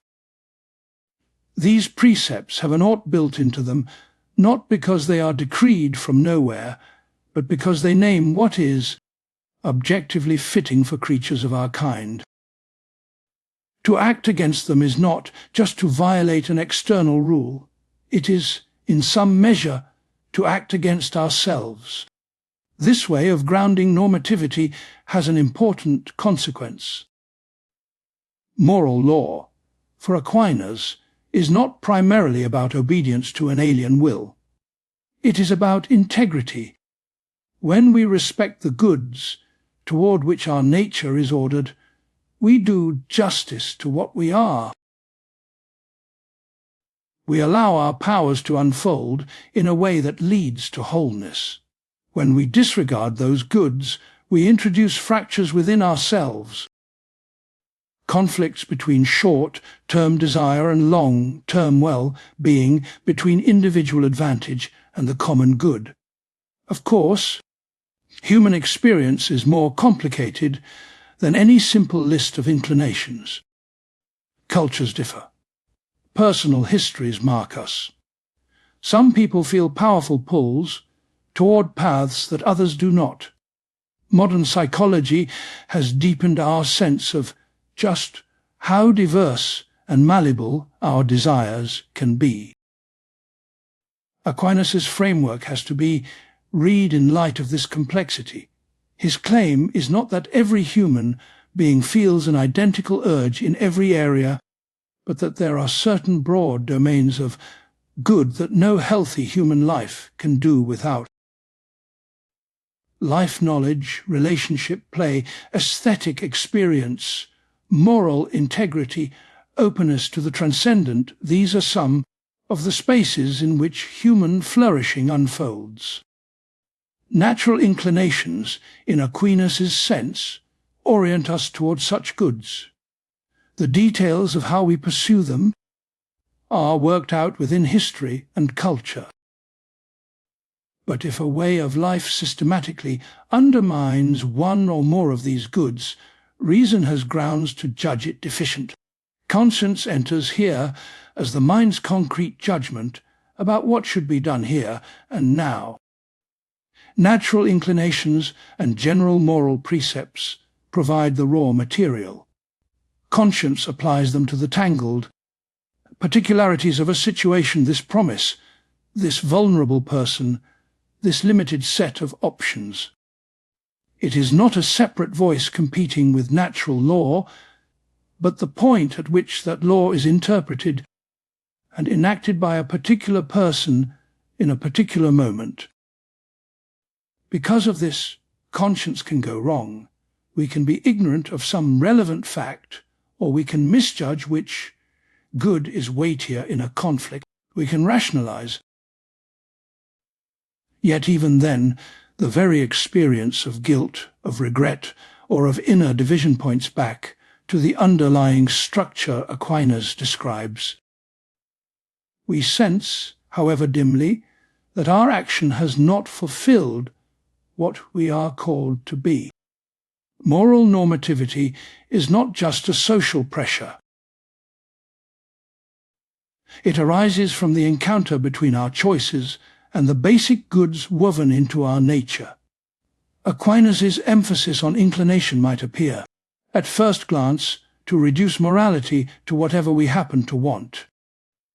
But for him, the decisive word is natural. He is interested not in every passing appetite, but in the stable tendencies that express what kind of being a human is. These deeper movements are not simply given, they must be purified and clarified. Education, culture, and above all, virtue reshape how we experience them.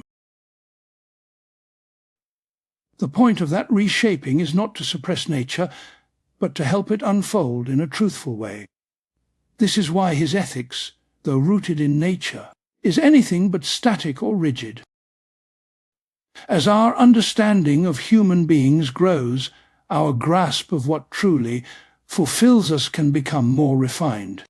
We may discover that some social patterns long taken for granted actually distort basic goods for many people. Within Aquinas' framework, such discoveries do not threaten morality. They deepen it by aligning our judgments more closely with the real contours of human flourishing. Natural inclinations, then, are both starting point and compass. They explain why morality grips us from within, why certain actions feel beneath us, why others resonate with a sense of rightness that goes beyond immediate advantage. They give moral reflection its anchor in reality, preventing it from becoming a mere game of preferences or a clash of wills. Yet inclinations and precepts alone do not guarantee that we will live well. We can know in outline what we ought to do, and still fail to do it. We can affirm the value of life, truth, and justice and still act in cowardly or selfish ways. Something more is needed, a transformation not only of our judgments, but of our character. It is to that deeper level of the moral life that Aquinas turns when he speaks of virtue. Part 21. The necessity and nature of virtue. Between knowing and doing, Aquinas places a whole landscape of character. We can recognize the good in theory and yet act against it in practice. We waver, compromise, procrastinate. Our emotions surge and recede, sometimes supporting reason, sometimes drowning it out. For Aquinas, this tension reveals why virtue is not an optional ornament of the moral life. It is its inner engine. Virtue, in his account, is a stable disposition of the soul. It is a quality that shapes how we see, feel, choose, and act, making good action not only possible, but easier and more joyful. He calls such qualities habits, not in the sense of absent-minded routines, but as settled strengths of our powers. Just as a musician, through long practice, gains a readiness to play beautifully, so a just person, through repeated just acts, acquires a readiness to act fairly and courageously in new situations. The necessity of virtue can be seen from several angles. First, our lives are made up not of isolated decisions but of patterns. If each moral choice had to be made from scratch by sheer effort of calculation, we would be quickly overwhelmed. Virtue condenses past learning into present spontaneity. It allows reason to express itself swiftly and reliably in the concrete texture of life. Second, virtue integrates our inner life. Without it, our desires and fears pull us in conflicting directions. We may know that telling the truth is right, but anxiety about consequences makes our voice tremble. Over time, acting truthfully despite that fear can reshape the fear itself. The person of mature virtue does not just grit their teeth and obey a rule. They come to take genuine satisfaction in what is good and to feel a kind of aversion to what is base. Third, virtue matters because the world is complex. No finite set of rules can anticipate every circumstance. The moral life requires not only general principles, but the ability to perceive what is at stake here and now. Aquinas calls that practical wisdom a virtue of the intellect that discerns the right means to the right end in the particularities of each case. Without the supporting virtues that order our emotions and desires, this wisdom cannot function well. We will see the good, but be unable to follow it. For these reasons, Aquinas insists that a merely external conformity to law is not enough.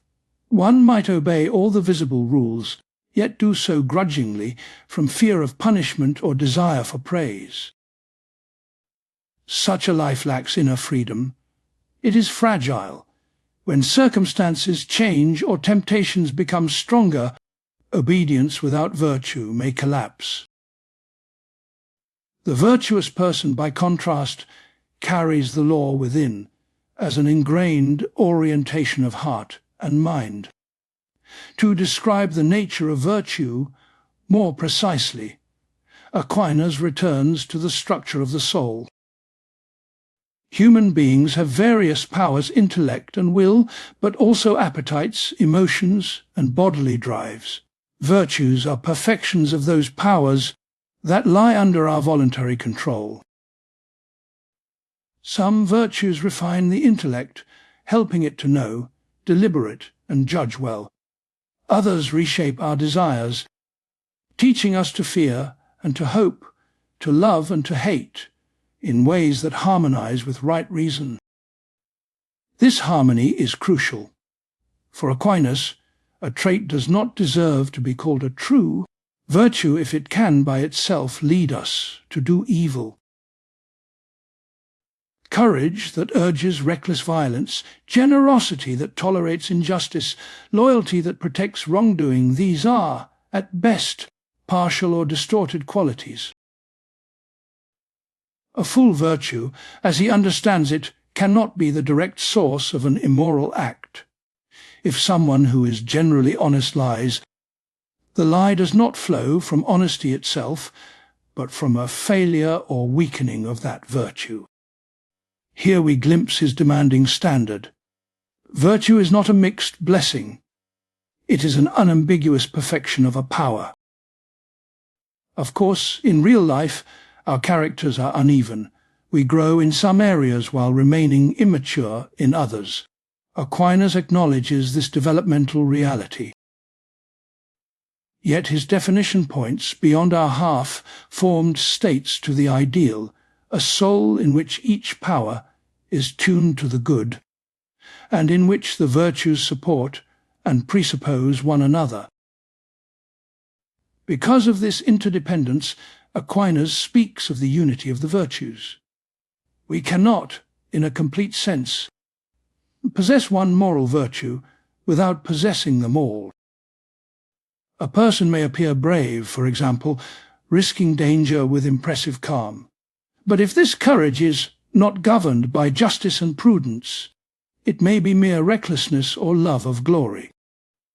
Only when our powers are ordered together by sound judgment and a true concern for the good of self and others do we have courage in the full moral sense. Virtue, then, is not just about doing difficult things. It also concerns what we love. At the heart of Aquinas' ethics lies the simple idea that the good life is a rightly ordered love. We are constantly drawn by many goods: comfort, success, pleasure, beauty, friendship, truth, God. Virtue orders these loves so that lesser goods are enjoyed without displacing greater ones. It keeps temporal goods in perspective and opens the soul to a happiness that does not depend on fragile circumstances. This connection to happiness reveals another aspect of the necessity of virtue. For Aquinas, our ultimate end is not merely to follow rules, but to reach fulfillment in a life of knowing and loving the highest good. Virtues are the internal capacities that make such a life possible. They are not constraints imposed from outside, but conditions of genuine freedom. The more virtuous we are, the more able we become to act in ways that express our deepest identity as rational, relational, truth-seeking beings. Still, Aquinas does not imagine that we can simply will ourselves into virtue overnight. Virtue grows gradually through repeated acts, guided by teaching, example, and sometimes by failure. Families, communities, and institutions all play a role. They can nurture or hinder the development of stable, good dispositions. In that sense, the conversation about virtue is never purely individual. It raises questions about what kind of culture helps human beings to become the sort of persons they are meant to be. At the same time, Aquinas is aware that there are limits to what our natural efforts can achieve, because our destiny, in his view, includes a supernatural union with God that exceeds the powers of created nature. There are also supernatural virtues given as gifts that orient us directly to that higher end. These theological virtues and their relation to the more human virtues of prudence, justice, fortitude, and temperance complete his picture of moral transformation.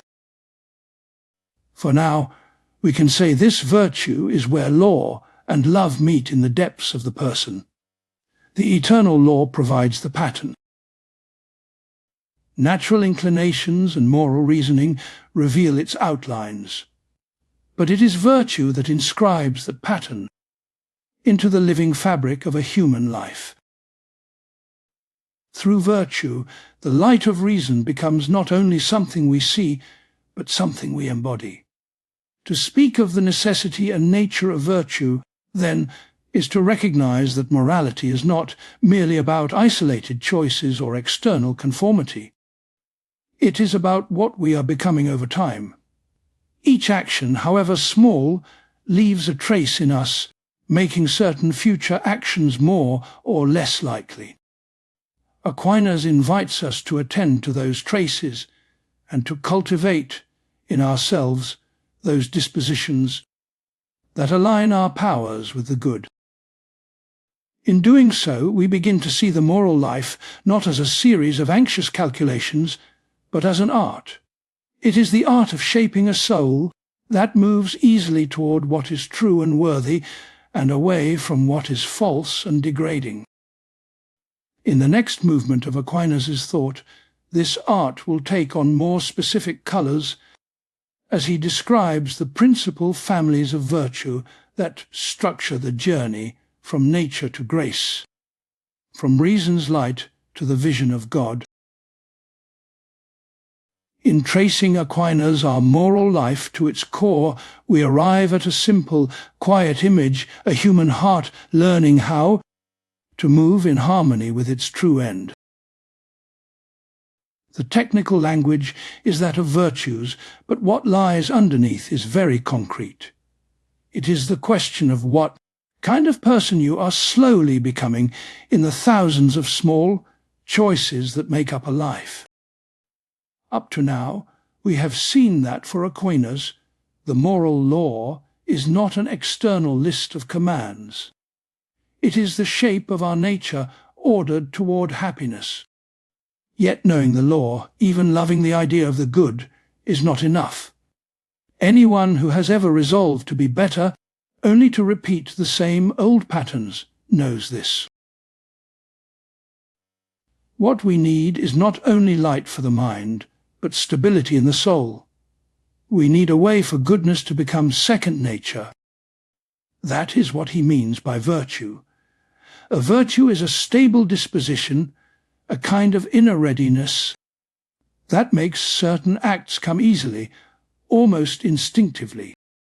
The honest person does not stop to calculate whether this particular lie might be useful. The just person does not need to argue with themselves about whether to keep a promise. Over time, the soul is trained.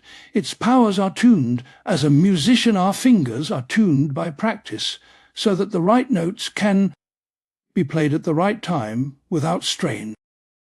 Among the many virtues Aquinas describes, 7 occupy a special place. 4 are called the cardinal virtues. The word cardinal comes from a Latin root meaning hinge. These are the hinges on which the ordinary moral life turns: prudence, justice, fortitude, and temperance. The other 3 are called theological virtues: faith, hope, and charity. They do not simply refine our natural abilities. They open the soul to a higher, supernatural horizon. To understand Aquinas' our vision, it helps to begin with the cardinal virtues, because they grow out of the structure of human nature itself. Each one perfects a basic power of the person. They are not abstract ideals floating above our lives. They are ordered to the way we actually think, choose, fear, and desire. Prudence first does not mean cautious timidity. It is not the fear of taking risks. For Aquinas, prudence is right practical reason. It is the habit of seeing reality clearly in the concrete situations of life, of remembering the past, understanding the present, and foreseeing possible outcomes. The prudent person does not only know general principles like do good and avoid evil. They know how those principles apply here and now, in this conversation, in this decision with these people. Because of this, prudence quietly guides all the other virtues. Courage without prudence becomes recklessness. Generosity without prudence can become wasteful or even harmful. Even temperance, if applied without prudence, can turn into a harsh, rigid self-denial that forgets human weakness and context. Aquinas thinks of prudence as the charioteer of the virtues. It does not replace them, but it steers them, aligning our actions with reality rather than fantasy. Justice, by contrast, looks outward. It is the stable will to give each person what is due to them. In justice, we learn to see others not as instruments of our projects, but as bearers of a dignity equal to our own. This begins with simple things, keeping promises, paying debts, telling the truth when others have a right to hear it. But justice also extends to how we structure our communities, our laws, our economic and political life. When Aquinas speaks of justice, he is not only thinking of personal virtue. He is thinking of a way of being in the world where respect, fairness, and right order become habitual. Fortitude or courage perfects another dimension of our nature, our response to difficulty and fear. Life inevitably confronts us with dangers, losses, and pains. Without fortitude, we tend either to collapse or to flee. Aquinas does not romanticize bravery as a love of danger for its own sake. True fortitude stands firm in the face of hardship for the sake of a worthy good. It may mean enduring sickness with patience, holding to the truth when it is costly, or defending the vulnerable when silence would be safer. The point is not feeling no fear, but not being ruled by it. Temperance, finally, addresses the pleasures that, by their intensity, can easily dominate us: food, drink, sex, comfort, entertainment. Aquinas does not see these as evil. They are genuine human goods, yet without measure they begin to claim the whole person. Temperance is the habit that keeps lower desires in proportion, so that they serve the higher aims of a flourishing life. It is the quiet art of enjoying created goods without being enslaved by them.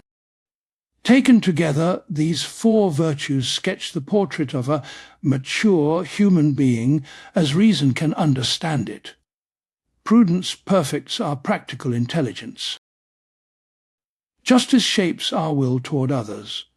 Fortitude steadies us against fear. Temperance calms the pull of pleasure, through repeated actions telling the truth when it is hard, showing restraint when something delightful is within reach. Standing firm for the good these dispositions are acquired.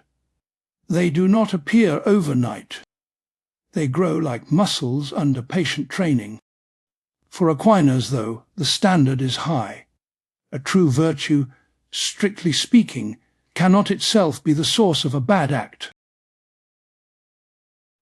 The person we might call brave because they rush into every danger for the thrill of it does not yet possess fortitude. Their apparent bravery is mixed with rashness. The person who tells hurtful truths in a cruel way does not exercise genuine honesty. The habits that deserve the name virtue are those that, by their very nature, incline us reliably toward the good. We can always fail, and we can always lose virtues we have begun to acquire. But when we sin, we do not sin through virtue, we sin against it. This is one reason Aquinas speaks about the unity of the virtues. At first glance, the virtues seem separable. We can imagine someone very brave but unjust, or very temperate but cowardly.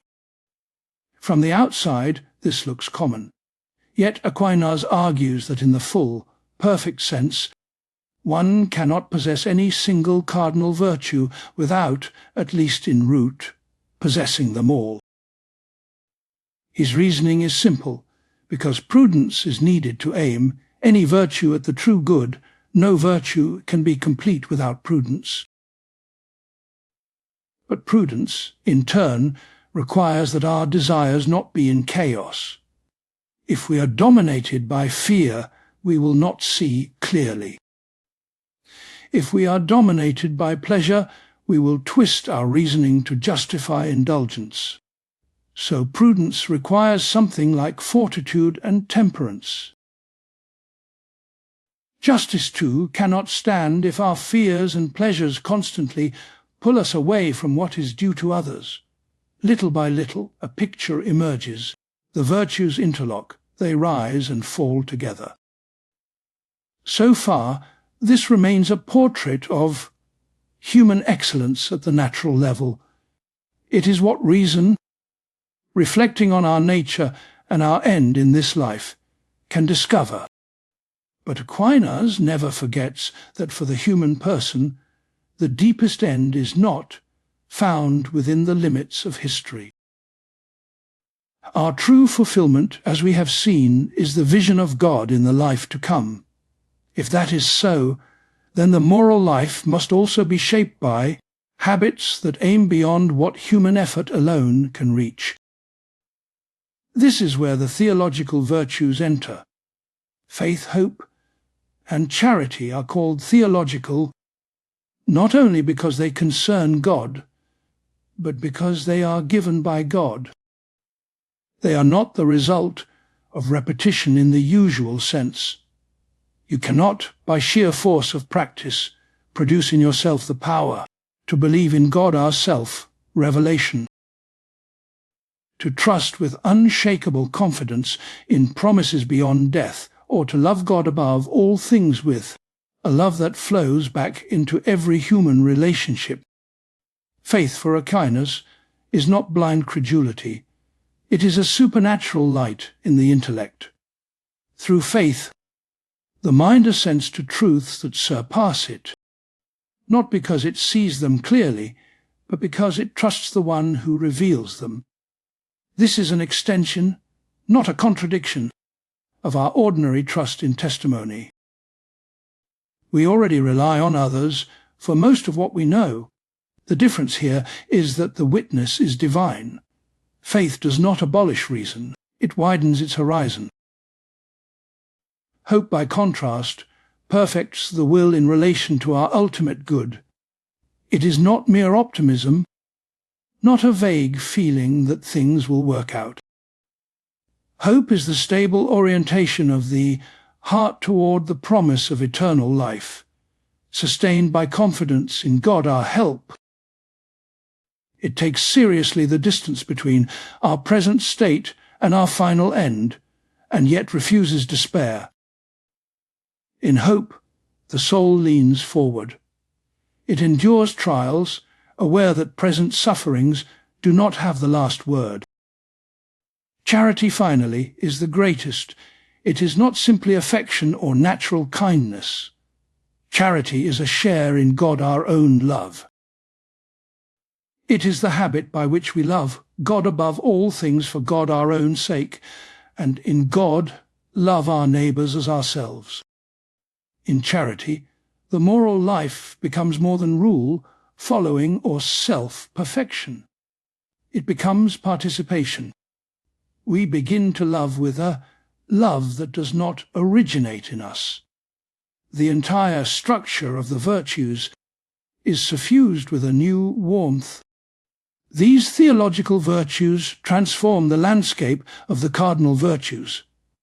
Prudence, under the light of faith, no longer judges only in view of earthly ends. It takes into account the whole story of salvation, the call to holiness, the value of the cross. Justice elevated by charity goes beyond strict fairness. and moves into mercy, forgiveness, and self-gift. Fortitude strengthened by hope can endure not only temporal dangers but persecution and even death, for a good that cannot be taken away. Temperance, guided by love of God, learns to use created pleasures in a way that frees the soul for deeper joy. Aquinas even speaks of infused cardinal virtues. These are not just the natural habits we acquire by repetition. They are virtues elevated and given by grace, ordered explicitly toward our supernatural end. You might say that there are two levels: the cardinal virtues, as reason can attain them, and the cardinal virtues as grace transforms them. The first level makes for a noble, balanced human life. The second level prepares the person for communion with God. Here a delicate interplay appears between our effort and God our gift. On the one hand, virtues like justice and temperance do, in their ordinary form, grow through practice. Aquinas does not bypass the hard work of self, discipline, reflection, and reform. On the other hand, when he looks at the full height of the moral life as ordered to the beatific vision, he insists that something more is required. That more is grace, God our own life shared with the soul, freely given, never owed. We cannot control this gift. We cannot demand it as a right. Yet we are not passive. Our free choices matter. By listening to conscience, by following the natural law inscribed in our inclinations, by cultivating the cardinal virtues as best we can, we dispose ourselves to receive what we cannot produce. In Aquinas, our picture, moral growth, is both profoundly human and quietly graced. Seen in this light, the virtues are not a ladder by which we climb to God on our own strength. They are the way our created powers are healed, strengthened, and elevated so that we can respond to a call that begins in God. The cardinal virtues stabilize our steps on the earth. The theological virtues turn our steps toward heaven. Together they weave a unity where faith and reason no longer pull apart, but work together in a single, integrated life. When Aquinas speaks of happiness in this life, he pictures a person acting through these virtues, thinking clearly, loving justly, facing hardship with courage, enjoying created goods with measure, believing, hoping, and loving in the light of God. This is not perfection in the absolute sense. It is a wayfarer our happiness, fragile and incomplete, yet already a participation in something greater. In the life to come, he thinks the story changes. Faith will give way to direct vision. Hope will be fulfilled. Only charity will remain perfected as the enduring form of our union with God and one another. But here and now, along the path of time, all seven virtues matter. They are, for Aquinas, the concrete grammar of a life, where reason learns to trust revelation, where human effort answers to divine generosity, and where the restless heart is patiently trained for the joy for which it was made.